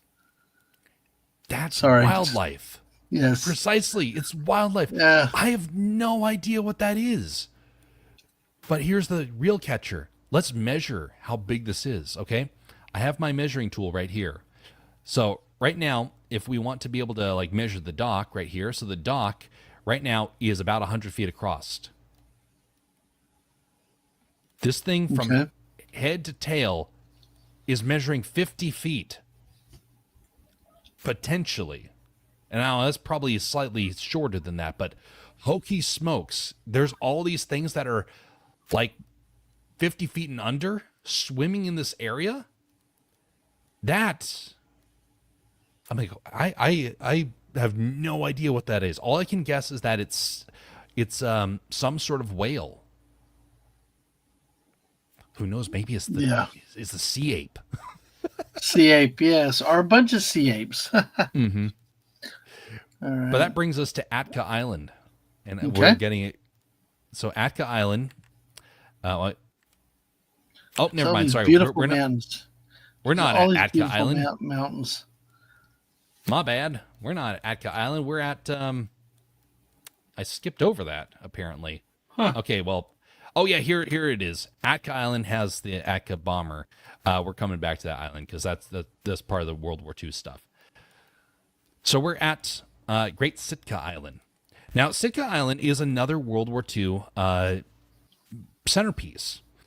This was used as a fuel depot during the war, and you can see the facilities that they had out there. It had 28 large fuel tanks. And 12 tanks for aviation fuel, a total of 15 million gallons of fuel, and over 600 personnel that were running fuel on this island. As we enter into the mid and late 1900s, though, we had some problems. A tsunami hit the island and prompted a need to clean up the total of where was it? Thousands of 55-gallon steel drums and petroleum that was still in the area. The cleanup is still going from the 70s when they first started doing this till 2021. They're still cleaning this thing up. That's how much damage was done to this island. Atka Island. Okay, I knew I got these things mixed up here. Atka Island, we're going back. Because right here, if you zoom in here, this is again from satellites, you don't see anything worth really kind of taking note about here. Oh, look, it's a bunch of clouds. That's because there's so much cloud cover out here, it's hard to find like a clear day to be able to take a photograph. But if you were to see it, this is what you would find. A bomber that just like the Japanese Zero tried landing and didn't have any good spot to find. So in December 9th, 1942, it took a landing right here. But thankfully, it was during the winter, and it had snow. So thus, it survived a lot better than the Japanese one. Adak Island. Now, this place still has a population there. It is Alaska's southernmost city, even further south than Juneau. These were the tent houses that the Navy had back in 1943 on Adak. It is still operational. You can fly there. I know a couple of people go there on a regular. And it is indeed very beautiful around Adak. For some perspective, Adak Island is right here. So we zoom out, southernmost, right there. We're almost at the end of the chain, folks. That's just amazing how close it is to Russia. Yeah, and actually, it's interesting because I won't get to Attu, which is like the next one here. Things get really kind of wacky when you think of distances. But here's Adak, the place that you can go and live right now if you so desire, but expect it to be super, super spendy. But Adak Island, lot of birds, a lot of sea life. You still got whales out there. And then we come to Attu, the furthest island in the Alaska chain. Now, I don't have a whole lot of imagery for this because this is part of the World War II stuff, and we are shifting. We've skipped over several islands because, well, a lot of them are uninhabited, and we don't have photos of it. Think about that. Out here, we go from Adak, and we skip over most of these islands because there's not enough documentation online to be able to see anything about it. We come to Attu, which is a pretty big island, honestly, from one side to the other. We're talking about a distance that is, in miles, it is 41 miles across for lengthwise. So it's substantial for an island to be the last island in the chain. And the very next island that we come across, which is a fair distance, is Russian Islands. Now, Attu is 1,000 miles from the Alaska mainland. It is closer to Moscow than it is to Washington, D.C. That's how far away it is from the rest of the country. And to think about the people that live out there, there's a reason why during World War II, we were not so interested in wanting to defend Attu. We thought, well, that thing's so far away, the Japanese won't see any benefit to that. Oh, were we wrong? And or was our nation surprised how much we wanted to have to kind of go back and defend that? But it was very surprised. They were very caught off guard. But there's one last thing we have to bring up before we dive into the into World War II stuff. Well, into the war stuff, because you're going to see there's a little bit of a catch there. You're going to find this one fascinating. Stellar sea cow. So Stellar sea ape was lost to history. We have no idea what it is. Stellar sea cow was butchered into extinction. He came back with reports of these gentle giants, a type of dugong that you could swim up to and pet on the nose, and it wouldn't do anything. And so he took that report back to Russia, of which Russian fur traders were like, hey, that sounds like a great steal. So they went out and they found the location, which we don't really know where it was, but we believe it was somewhere between Attu and the Russian islands over here. Yes, giant manatee, exactly. That's exactly what it is. And they butchered every last one of them. Nobody has seen them since. And so thus we believe that they're extinct. Although it is interesting because a lot of these islands are not documented. These things could be on one of the islands, and we have no idea. For all we know, it could be in this mystery area. Because you know what? The size is kind of similar. I'm not saying that's exactly the case, but there are things like that where it's like all those creatures that are over there. And it's not the only one. I also noticed right here on Sitkin, the place with the oil spill. Notice you can see more creatures in the water here. And the fact that you can see it from space, that's actually quite substantial. And they're all over here, like out here as well. That's insane, that level of detail, to see that those things are so close to the beach, though. But now some of this, like this, is probably kelp, but there's a lot of creatures swimming around as well. So it does raise a lot of questions. So Stellar sea cow may still exist. Some people claim to have seen it further north. So I guess we'll find out one day. Yep. But now we come to the real anticipated moment. The war in the Aleutians. So we've teased the war in the Aleutians. Yeah. Well, I'm going to also tease it a little bit more because there was Russian battles that took place. Oh, really? And is all across Alaska, but of which some of it happened here. We've already mentioned about the Russian conflicts, but this is where conflict in the Aleutians, that recorded conflict actually took place. But there's another one that took place as well. And now this is one I teased you years ago, and we never got a chance to really cover it. Oh, yeah. The Civil War in the Aleutians. Yes, folks. There were. Yes, it did go well north of the Mason-Dixon line. So how did it happen? So what did they do? June 28th, 1865, 6 days after the after there was the surrender, apparently, there was some Confederates who were commissioned to go and hunt down whalers because the North relied heavily on whaling. Whalers made one of the biggest industries in Alaska.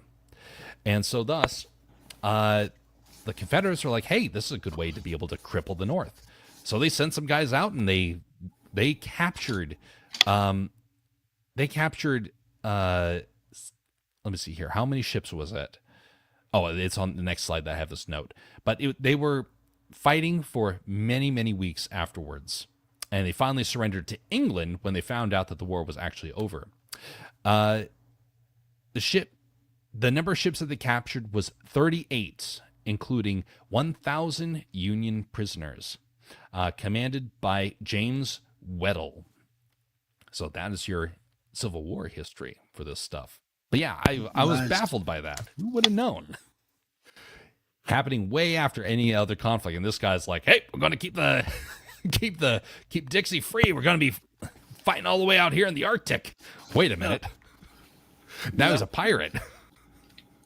Yeah. But now we come to the last part of this whole chapter. And I know I've gone long on this, so I apologize, folks. I start getting on rabbit trails. But anyway, this is the last part of it, which is World War II. The Japanese looked at it too and Sitka as a way to distract the Americans. And it was very logical in their worldview. Alaska is a very pivotal area, and people were starting to realize this. America realized it shortly after acquiring it from the Russians, because they're like, oh, there's some resources up there, maybe frontier land. And William Billy Mitchell went up to Alaska and remarked, I believe that in the future, whoever holds Alaska will hold the world. I think it is the most important strategic place in the world. And he's not wrong. As time has gone on, we've found out that Alaska is way more strategic than anyone realized during the days that Russia sold it. Gas, oil, all the oil up there. Yeah. It is now an international hub for air traffic. Mm-hmm. And now with the opening of the Arctic, even if it's seasonal, it is serving as a replacement for the Panama Canal. It is a hub of world transit. So yes, it keeps getting more important as time goes on.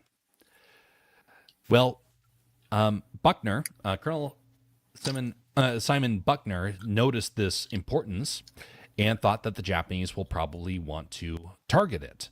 He was sent up to help prepare Alaska for that, and he focused primarily on getting air stations all set up, airfields, because he realized that you need to be able to travel around the state fast, and the best way is with aircraft. Well, somewhat, because, the weather up here is miserable, and they found that out the hard way. By the way, Simon Bolivar Buckner Jr., his father was a Confederate general in the U.S. Civil War, and actually was the one that was forced to surrender to U.S. Grant at Fort Donelson after the two politician generals decided to go run off in the middle of the night. So his dad was very famous in the Southern forces.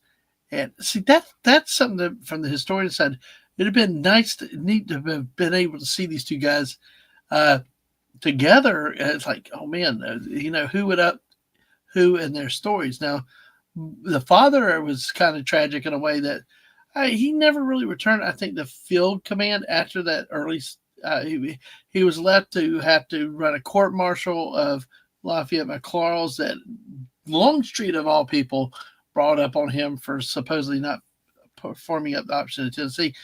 But interesting thing, Simon Bolivar Buckner Jr. here became the highest ranking military personnel on any army to die in World War II on the battlefield. in Okinawa. He was the commanding general of the army forces on Okinawa, similar, what he did here in Alaska. And he was out. He was one that wanted to go forward, inspect the front lines and all, but he did it with the marked staff car. They were calling him, telling him, "Hey, we see your stars," and what all we know is you see stars around, that becomes a target, for everybody, the enemy, and they're like, "Get that crap off," because and the people, they're like, "You're making us targets now." And very soon after, he, the Japanese artillery shelled the position. And there's coral. They said that there's coral up there in Okinawa, and what it did was it broke it off, and that's what cut him, bled to death, with it. So he became the highest ranking officer to die in World War II. So anyway, sorry. Interesting. I did not know that. Yes.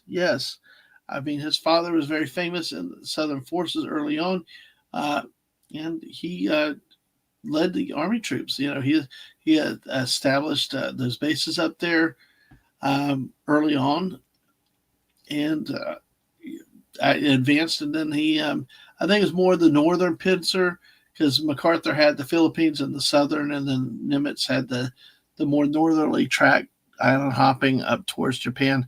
And this was on Okinawa. Yeah, good night, Atwood. Good to see you.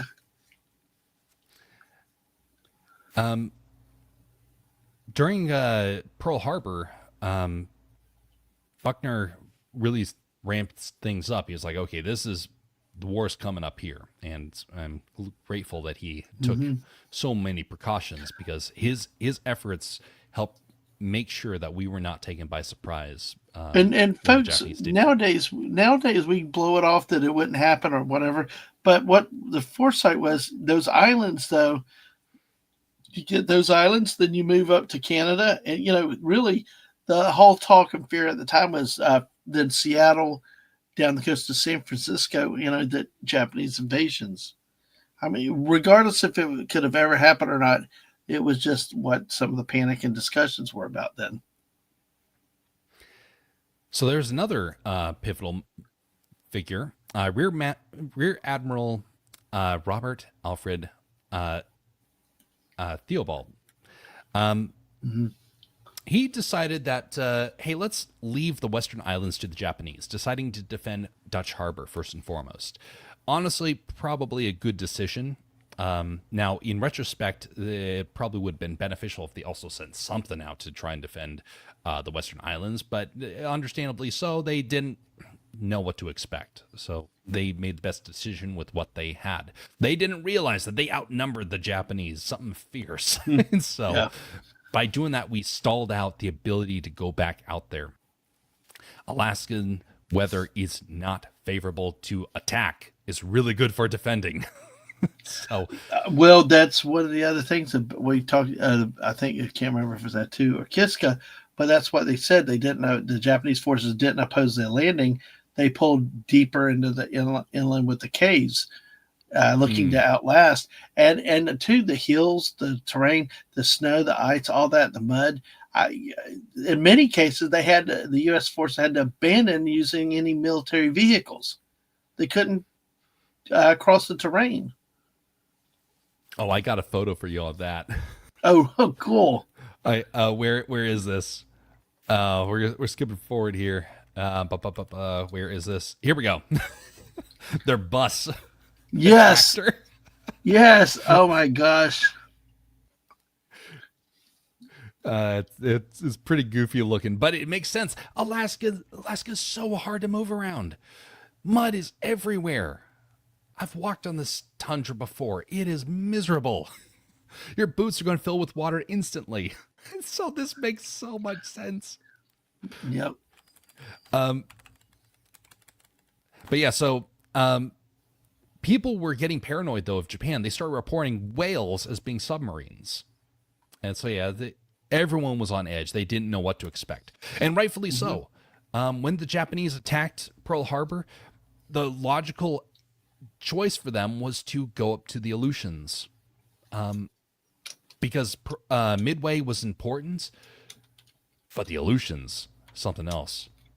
because Japanese were starting to become scared of bombers. The range of an average bomber for the B-17 was 4,000 miles. It could range Japan, but just shy of being able to make a safe return. Oh, understand. Shall I continue or shall I hold on? Yeah, go ahead. You keep going. Okay. We can listen. Japan wasn't completely in the dark on this matter. They knew that the risk of Midway was a possibility, but the Aleutians were closer. And there was another problem. It was this. The B-24 Liberator. The B-24 Liberator actually could range Japan. It could fly 5,000 miles, meaning that it could be launched from either Midway or Alaska. So that meant Japan had to conquer both in order for their nation to be safe. Now, there's a bit of a difference, though. I mean, Liberator, powerful aircraft, able to drop a lot of bombs on the enemy, in its pretty good position. But here's a bit of a little note here. So I believe Midway is right around here. Yep. Midway right there. So if you're going from Midway over to Japan, so if you're going to Tokyo to try and make a good bombing run, that is 2,400 miles, roughly. If you're going from a 2, you shave off almost 400, 500 miles, maybe 1,000 miles round trip. And you know what else? You actually have fuel supplies on a big island. Midway is tiny. It is always a tiny island. Just zoom in here and you can kind of see, where was it? Yep, here we go. Midway Atoll. This thing across is 2 miles, 2.5 miles across.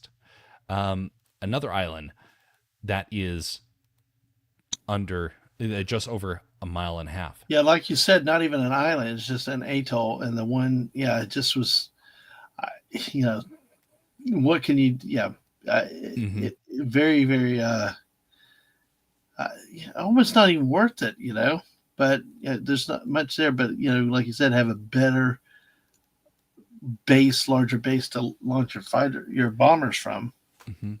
A 40-mile long island with all the fuel reserves in the area, 15 million gallons. I mean, if you're the Japanese, you're like, that's actually a scary spot to be. And so they were like, yep, we want to avoid having to face this thing at all costs. And so when the Japanese finally attacked Dutch Harbor, for the Japanese, this made perfect sense, even though in retrospect, it probably wasn't the most logical decision of the war. But what if we had put bombers out there? It would have been devastating to them. And our bombers kept getting better. And so however close we could get, the attack on the Aleutians stalled out that possibility. The Battle of Dutch Harbor took place on June 3rd, 1942. It was during a freezing cold day. The Japanese sent an air raid up from the south, 2 carriers that were located south of Dutch Harbor. They thought they were going to surprise the Americans, but the code had been broken, and the Americans were prepared. Well, maybe not 100% prepared, because they looked out across the sky and they're like, it's foggy. We have no idea where they're coming from. And so they sent up planes, and we couldn't even find the enemy. So, lucky for us, the Japanese also couldn't find their targets. Of the 64 aircraft, only 19 actually found their destination. The others had to turn back because they were so lost. And we. One of the other accounts was that the American, sent out their scout planes, had a visual sighting of them in the day. Lost them for the rest of the day because of the cloud cover. Mm-hmm. It is so hard to try and find your way out there, and if you miss you're going to run into a mountain. Remember, these mountains are huge. And so it's at cruising altitude for a lot of these planes. But yeah, they were going to send out more planes, but ice made the planes unable to launch. Yep. And so most of the damage was kind of superficial. It didn't really do anything. It spooked the Americans, but that's all it really did. And the attack targeted the radio station and the petroleum storage tanks. Mm-hmm. And had another bombing the day later, because this was the first one. It was more of a raid of bombing versus what we see later in a couple of days on 6th and 7th of June with Atu and Kiska. Yeah, and some of the stuff I do abbreviate, so feel free to expand as you so wish, absolutely. because I know that for absolutely this stuff, there was no clear winner. It was reported that only the weather could claim victory for that day. So it was a 3-faction war, and the weather won. Yeah, but it made for a good headline, like bombing Pearl Harbor as they raided Dutch Harbor, which, not a lot there. But it featured a bar called Blackie's. It had cheap beer and 50-cent whiskey shots. No stools or chairs as they splinter too easily in the event of a fight. What was said, yes. Of course, other entertainment in Dutch Harbor included a brothel named Pleasure Island, but it was closed in 1941 and later replaced by part of the U.S. Navy submarine base. Oh yeah, should we try and buy Russia? Nice, Max. I wouldn't be against buying Kamchatka. I would find this area fascinating, because it's roughly the same size as Alaska. So if they're putting that up for sale, I would take it. We could have west. Well, actually, it would be west and east Alaska, because it's on the other side of the international date line. I always liked the Kamchatka. Just it looks so funky. Oh my goodness, Kamchatka. It's actually got some pretty big cities over here. It's got a massive mountain. I mean, this mountain, if you've seen photos of it, it is huge. I would love to get to see that thing firsthand. Not what? About 20,000 feet? I don't remember. But it's just out in the middle of nowhere. It's surrounded by kind of flat terrain. There's just this mountain sticking up out of the middle of it. So it's an interesting area. I would find it fascinating to get to see that part of the world. Oh, that's wrong button. My bad. No need for okay, there we go. So the Japanese were in a tough spot. The battle had gone poorly for the Japanese, but it had also gone poorly for the Americans. And also so had Midway. Midway, the news came back that it was an absolute failure. And the commander, Kakuta Kakugi,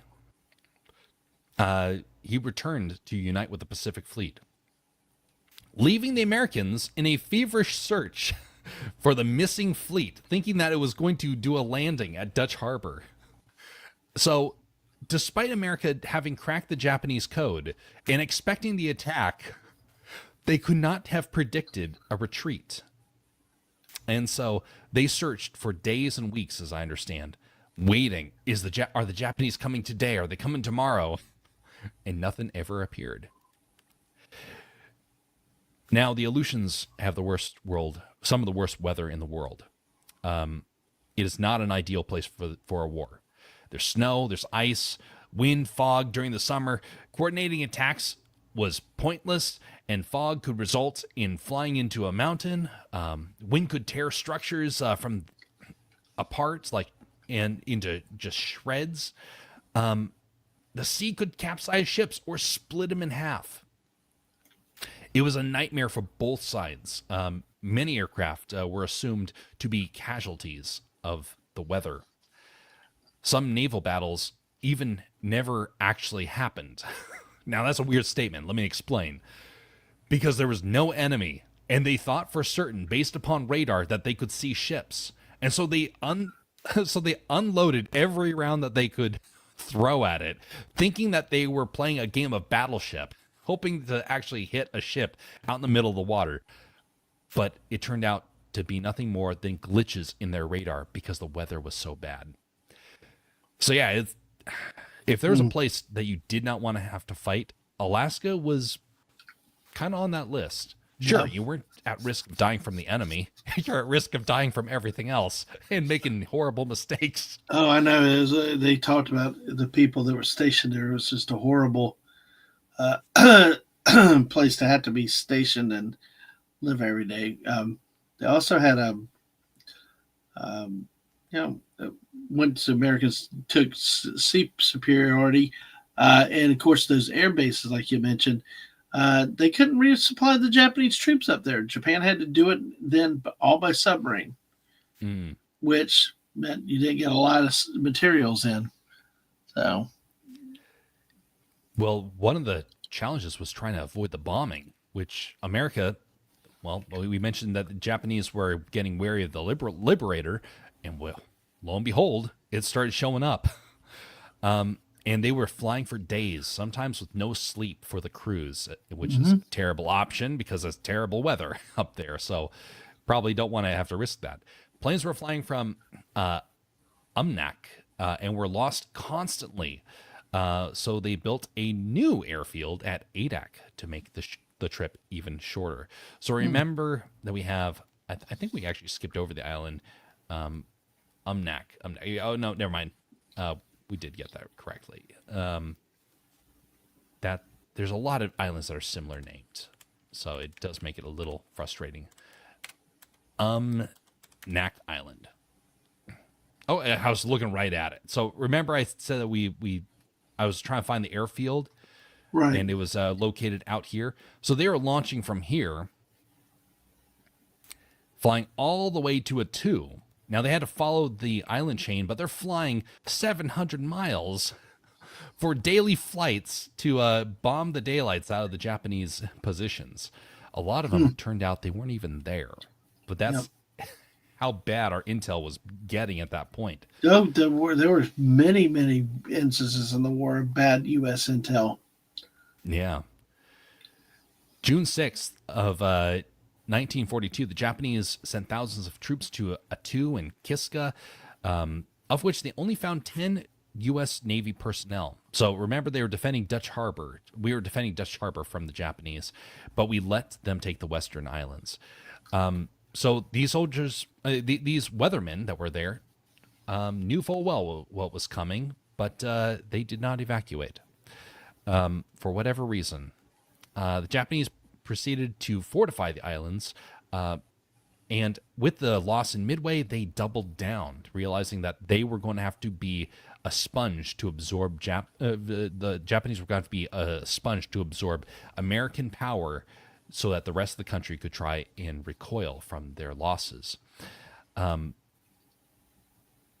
They sent word to Dutch Harbor that they're under attack, and America became aware of the invasion. Aircraft carrier was sent north, but with the Japanese controlling Attu and Kiska, they were forced to turn back for fear of Japanese land-based aircraft being able to range the aircraft carrier, which actually made some protection for northern Japan. So again, Attu and Kiska actually becoming important, even though they were kind of irrelevant islands in many people's eyes. America was afraid of the Japanese were going to keep holding territory and maybe even growing it. Some thought that it could go as far as Seattle, as Dad mentioned earlier. But this is one of my favorite quotes I've ever seen from World War II. When asked about whether or not the Japanese were going to keep advancing along the Aleutians, and considering the terrain and how both sides were kind of suffering from the weather, Buckner mentioned, remember Buckner came up to build all the air bases, if the Japanese come, he says, they may get a foothold, but it will be like, but it will be their children who get as far as Anchorage and their grandchildren who will make it to the States. And by then, they'll be American citizens anyway. Yeah. So, in other words, it would be a multi-generational, and they would actually basically become Americans at that point. Seaplanes, incredibly useful for being able to find the Japanese, as Dadman mentioned earlier. Imagine having to go wade out into the water like that, in the ice, to get to the plane. That would have been bitterly cold. Several raids were made against the Japanese. Elements proved to be the most dangerous element of all of it.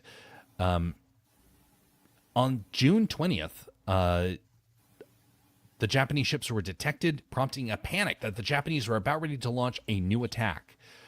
But it turned out to be inaccurate, because as the Americans had been building up supplies, so had been the Japanese, and we had assumed that it was going to be a massive, massive fight. But what we didn't know was that there were some times where Japanese would be moving and they were actually withdrawing. And that took a lot of us by surprise. The biggest target was Kiska. We thought that there was going to be the biggest fight there, so we chose instead to attack Attu first. So we skipped over an island in order to make sure that there was no chance of retreat for Kiska. And now that's going to be a bit ironic here in just a moment. So Kiska right here, Attu right up here. We attack Attu, so Kiska cannot retreat or get resupplied. We attacked Attu, and the Japanese had bunkers galore.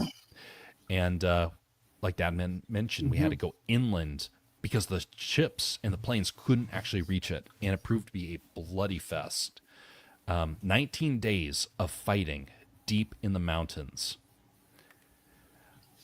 Now, only 28 soldiers survived of the original 2,630 Japanese, of which some of them actually lived to tell their tale, and some of them, which were told to commit seppuku, I think that's the actual term for it, didn't do it.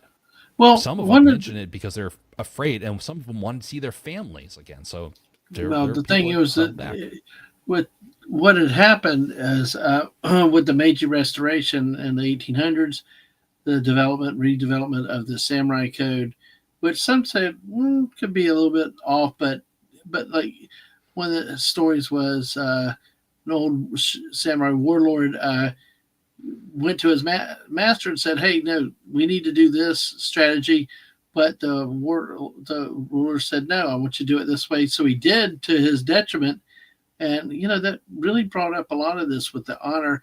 We see it in Godzilla -1 actually typified, because you were not supposed to survive that. You should have died, because then you didn't do your job. And 28, about 28, and that's 20 out of about 2,000 troops. That's actually a higher rate than normal in the Pacific Theater. I mean, really, truly. And there are no officers that surrendered. Those that they captured were usually the enlisted men. So it's really brutal, really bad. I mean, you also had that on top of all the other conditions. But if you were stationed there, how would you feel after about 3 years or 2 years? And the thing is, at some point, the U.S. Navy had such a command of the sea, they couldn't even resupply the garrisons there. But how do you break through? How do you get stuff through it? You can't fight it. You're stuck there. So. But Lady Miss is here. Hey, Lady Mist, welcome in to you tonight. Yes, we're talking with Alaska Jeff about the Aleutian Islands up in the North Pacific. 15 of y'all still here. Thank y'all for being here tonight. Fascinating show here. I think we could probably make 2 or 3 streams out of this, Jeff, because it's just amazing. It probably could have at this point. Yeah, but now we're at the very end of this year, so. Yeah, and I tell you, but it was what we've been looking forward to is our history talk and stuff like this, because it really was when the Japanese invaded the islands, there really were like one village was like about, it said 2 missionaries and about 40 troops, U.S. troops, and then there's one where there's just like a missionary couple and some of the natives that were there. Of course, they it did what they normally do, and it was really brutal. But there was not anything to really provide a lot of resistance.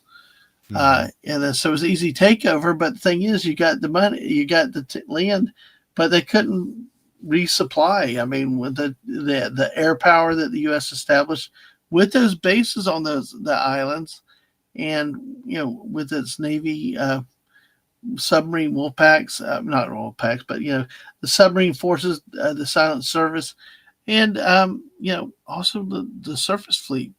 The Japanese did not have enough to be able to go through there. They were resorted to having to supply by submarine, like they did at Guadalcanal, which can happen. You can support, you can resupply, but you can't do a lot of it. You're limited on space. Precisely. With the when the Americans finally did take this location, one of the things that they found is that we had 3,829 lost or wounded soldiers at the end of it, out of an invasion force of 16,000. So we took way more casualties, and so then we looked at the island of Kisk, and we're like, what the heck are we going to have to deal with this now? Because this is supposed to be the bigger, more dangerous island. This is like the final step. Oh, and don't forget, not only pulling within the island, the bunkers and the other stuff, but the weather conditions. Mm-hmm. Even the U.S. troops were not necessarily always supplied properly. The trench foot, frostbite, many other things that go on top of the brutalities of war. They were fighting on a constant basis. As I understand it, one of the generals was saying, "No, we can't take it over for a month or 3 months, or let's delay this." And they removed him within 24 hours because, no, you got to get moving. Mm-hmm. So, when we looked at Kisk, it was estimated there would be 10,000 Japanese soldiers on the island, and enough fortifications to guarantee a bloodbath for us. So we flew planes overhead constantly. We were trying to figure out what's the best way to do it because we were so traumatized from A2. And during July, we bombed the daylights out of the island, and we then believed that the Japanese were hiding underneath the ground, just like on A2, because they weren't shooting at us. They seemed to have just disappeared. And so we prepared 34,000 troops, and there was 5,300 Canadians that joined us. And on August 15th, 1943, the invasion began. And like A2, there was no resistance at the beginning because we thought, oh, they're all inland, just like A2. So we landed safely, although some of the tanks got bogged down and had a couple of problems because of water mines and things like that. And so it's actually quite destructive in that sense. But yet no Japanese. And then booby traps started going off, and suddenly people were being blown up left and right, and we're like, oh my goodness, this is terrible. Fog of war started coming down, and we couldn't see, and suddenly troops were shooting, and they suddenly realized they were shooting each other. Hundreds of troops died in this way, especially from friendly fire. And as the story goes, it began when some Canadian soldiers looked into the fog and saw some American troops thinking that they were Japanese. And so they opened fire. Now, some would say this is a terrible mistake of people that were green and unfamiliar with war, and they got trigger happy. A lot of people died, unfortunately. But see, I don't think it was actually a mistake. See, I actually think that Canada was planning to invade Alaska. And so they were giving their best shot to see how they would fare. There you go. For all of our Canadian friends, there you go. What a timing of this, of all the recent news about Canada becoming a state and stuff. And I love the tank, Jeff. There you go. Hell, folks, hell, JPRPH. Now, you do have that. Is that a meme? So you've got if that's a meme, you got to tag me and tweet it and tag me. Oh, I made this one. Oh, you made this one? If you don't mind Yep. sharing it with me later, because I got to send it to our Canadian friends across the border. Because, hey, we're not going to be, you're not going to be our state. You're going to try to invade us one day. So yeah, you got to wonder sometimes because, actually during the during the Alaskan gold rush, a lot of it was in Canada and the border went back and forth constantly as people were kind of fighting over gold. So there is a bit of resentment, I think, for Canada. Maybe they want to take us. I don't know. I kind of want to take over the Yukon Territory. Well, it's like South Park said, blame Canada, blame Canada. Precisely. Well, it turns out that when all the fog of war had disappeared, it turns out that there were no Japanese on the island. All of our casualties had been to booby traps, mines, and our own friendly fire. And so thus there is a graveyard out there to all the people who perished, to our own men. Now, this is actually worth mentioning because in warfare, there is actually like war games, and when they're trying to predict what the outcome of a war will be, there is actually a chance that is rolled for every battle to account for friendly fire. And the numbers for untrained troops can range from 20 to 80% casualties. We had 100% casualties. That probably threw the numbers for a loop. But that's the thing is that war games, you gotta take the bad with the good and pay attention to them because before Midway, the Japanese were running war games simulations and all, but they started blowing it off with the results because they didn't get they didn't get the response, the results they wanted from the exercise, so they started disallowing the games, or they started, well, no, that's not fair. We're going to not allow this or something, So. They started getting proud with their plans. They're like, oh, well, how dare you question my plan? Same thing happened with Normandy in that sense. Some people broke the mold and they're like, no, that can't possibly be the case. But yeah, you have to take friendly fire into account. And Russia, of course, blows that number out of the water with how they behaved in World War I and World War II. Now, remember the 10 guys that I mentioned earlier about the guys that got left on Kisk? Yes. Well, lo and behold, they were each of them captured slowly and sent back to Japanese territory as prisoners of war. And when we arrived on the island, there was only one surviving military personnel left. And that was Explosion, the dog. Yes, the dog. So the dog had endured. He was an American dog, and then he got adopted by the Japanese commander, Hiramatsu. But then the Japanese had to leave him behind because they did a very swift withdrawal after they found out that Attu had been taken.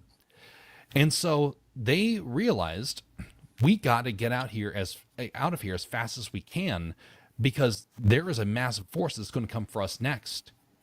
Those radars, the radar stuff that we thought that there was Japanese invasions coming, it was actually the retreat ships that came in and picked up all their troops, and with underneath the American noses and underneath fog, they pulled out thousands of troops without us knowing and left behind the dog. But it's unfortunate because apparently the owner of the dog, the original one, was living off of tundra grass and worms for days before his capture. That's how bleak some of these islands are. It was a terrible warfare, of which there was casualties galore, mostly to the elements, and a lot of assumptions that we were going to need certain types of tactics that never quite panned out, like this Navy base that they had in Dutch Harbor. They thought they were going to be doing all sorts of sorties against the Japanese Navy, and they couldn't even find them. It was a strange place. Sometimes you have some weird photos that exist out there, like Painful Schwinn, who's a dentist on one of these islands. And so you have old photos like this that still exist. I saw that dentist sign, yes. But it's a forgotten war. And I think people are getting more curious about it. And so one thing I will warn when studying this stuff, and I do not say take all the stuff I've said with as truth. This is more like your introduction to the stuff. It's worth reading about it, but be careful. By the way, this looks just like an Alaskan pub. I've seen places like this before. But a lot of the Notice stuff no seats, no chairs. Yep. No seats, no chairs. That way you can't use them as weapons in the case of a fight.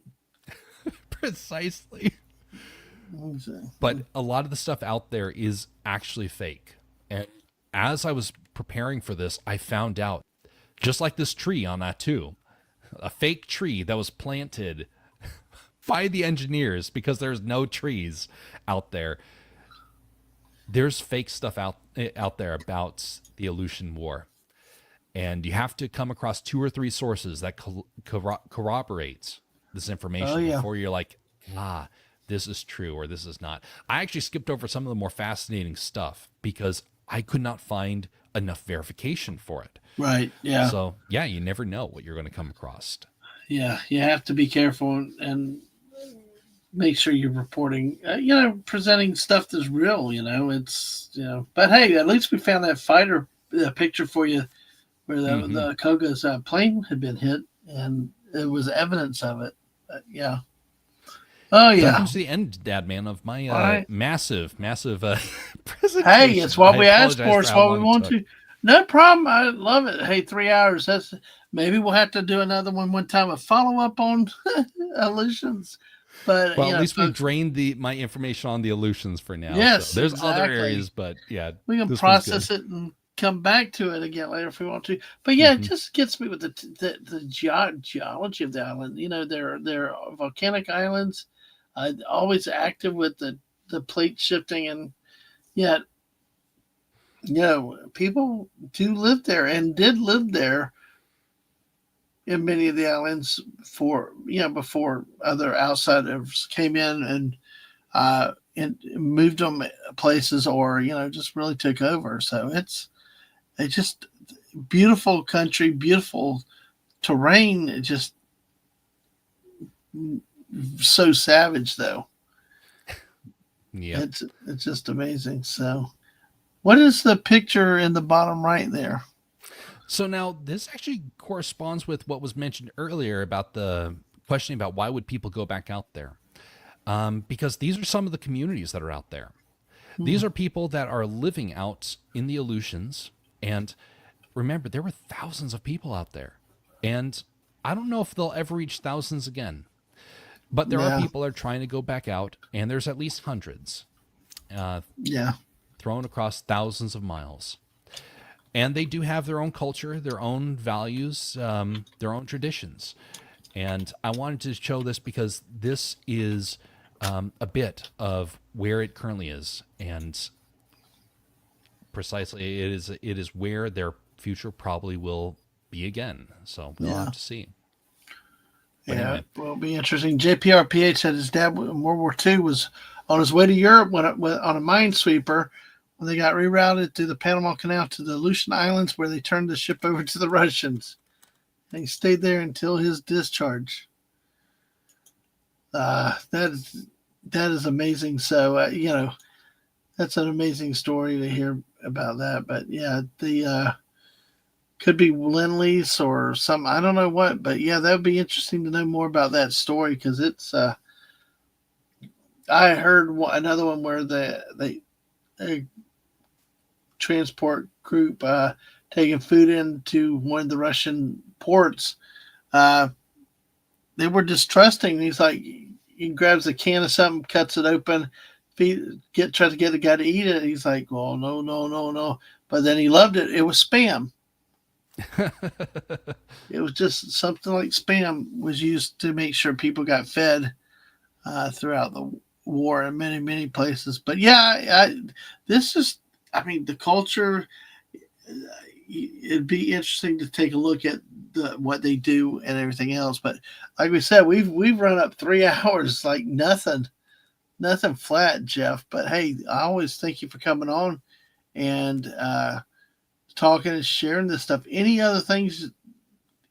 Make sure you get everything out at this point. If we need to talk about it, now's the time. We've covered plenty, but there is one last thing that absolutely. Actually, now I think about it, one last thing is worth mentioning. I came across a very interesting story where some of the native people of the islands encountered the Japanese and they realized that they looked the same. And they actually took some of the native people back to Japan, and they're living there today, as I understand. And so they were not taken prisoner. A lot of these people were taken back as kind of like long lost kin. And so I knew that they were similar looking, but I was a bit surprised by that. It's like, never would have guessed that. Yeah, absolutely. But yeah, just one story that I came across about that. So I don't know how to verify that one, but it was one that where there's a Japanese guy talking about his experiences on the island back in like the 50s or something like that. So anyway, just curiosity. Yeah, there's so much to get into on that part, but we have to do that another day, another time when it's earlier. We still have 14 people with us. That is just amazing, considering 3 hours for something like this. But I tell you, folks, go back, watch this stream again, share it out with other people for this information that Jeff provided. It is still just it's beautiful country. It's all awesome to look at. But all right, anything else for you, Jeff? Are you got anything coming up, or what's up with you? Are you more offline now, or are you still doing some of your gaming? Well, what's up with you? I'm doing stuff on the weekends right now. Most of the stuff during the week has been put on hold for the time being. I have a couple of projects that are coming out, but it's too early to be able to say to really kind of promote them. So,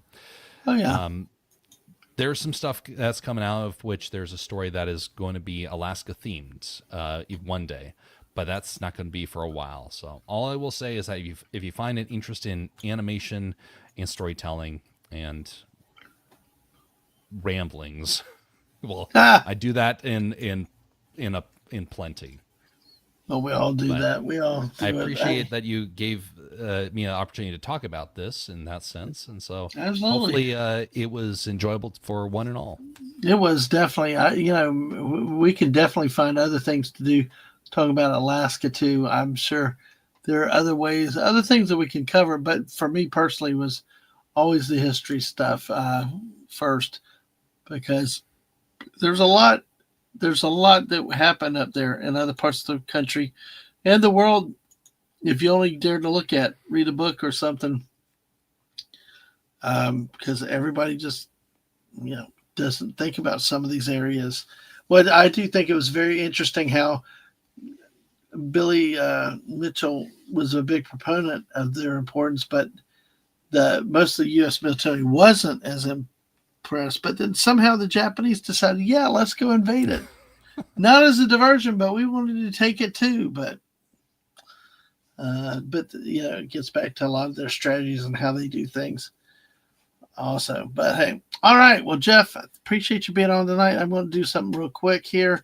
I am actually going to show some screens real quick of things that are coming up. Of course, tomorrow night we have another late night with Dabman. Tomorrow night at 10 p.m. Wes Cagle hopefully will be joining me, and so will Eagle Rider Rosetta then again. So hope to see y'all there for that. Let's see. Chillin with Tomby is on Monday night. All right, so join us for that. So we got Friday night, we got Tomby, we got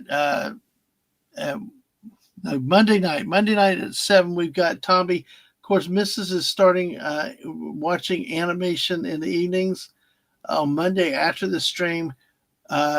She's going to watch Batman the Animated Series. So, folks, I hope that y'all avail yourself to that for when she goes live. And Mrs. said this was really enjoyable and informative. Thank you. You're welcome. You are welcome. Let me see. I do have one. I did not. Okay, I did. Let me see what we do here. So I can bring things up very slowly. That's there is one thing I did want to talk about. Another thing that I'm starting to promote. Let's see. Ooh, they said we could have significant icing on Tuesday. So let's see how that goes. Yeah, that would be interesting. I did want to. I should have had. This is one that I forgot to get uh, set up earlier tonight. In my rotation. But here on, let's see on let's see. Here we go. Let's see. I want to do this real quick. Let me bring this down. I'll bring it over like this, and it'll be okay because it's my YouTube page. On Wednesday night next week at 8, join us. I'll have another chilling with. This is a chilling with, and we'll get back to this. This is something I want to get back to in the new year. Last year, just life changed things, stopped them from happening a lot. Monday night with Tomby, and of course, then also on Wednesday night, I should be live too. Also on Tuesday night with JT talking sports, but on Wednesday night I'll be having chilling with Yarn Witch on the Wednesday at 8 p.m. Eastern. Hope you can join us for that. And then, of course, all the others, Cub Random, chill chats, chatting, just hangouts, late fortnights, whether late night, early, or date night with the missus. Also, follow me on Twitter, YouTube, and Twitch at DadmanWalking55. Same name in every place. So, all right, Jeff, any last thoughts before we break up for the night? Well, it sounds like you and your family have a lot of stream activities you've been doing. I hope that they go well, and I'm glad I got a chance to be a part of it in that sense. Oh, I appreciate it, Jeff. It's always a pleasure, always fun with you. Whether bumping on a stream, if it's a late night one or something, or coming through the chats, or just hanging out. However we do it. Oh, I guess we should be telling JPRPH happy birthday.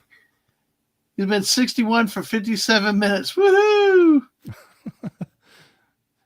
Man, this is the one that has the birthday memes and all that stuff set up. So, but yeah, let's see. Let me do something real quick. Let's figure this out. So it's his birthday.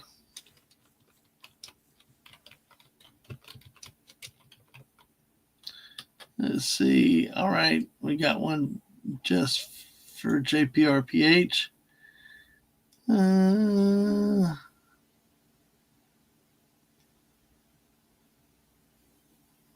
Here we go. We're going to go with a rat or a mouse with this one.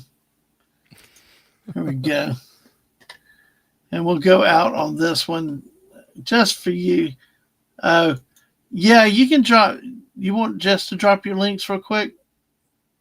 That's that she can do that. Although I won't insist upon it. I already saw the links earlier. Okay. Yeah, Jess, you can and go besides, ahead. I'm here for you and your stream. I'm not doing anything exciting enough to really do any sort of real promotion for it yet. Well, you got some chill Fortnite too, that's for sure. But yeah, you go ahead and drop his links in there, Jess. I appreciate it. But for JPRPH, I want to say happy birthday to. Jess reminds you got daytime Fortnite tomorrow. Not now. We had to change that, unfortunately. They're now evening streams because unfortunately I now have to work on Fridays again, and it will be that way until summer.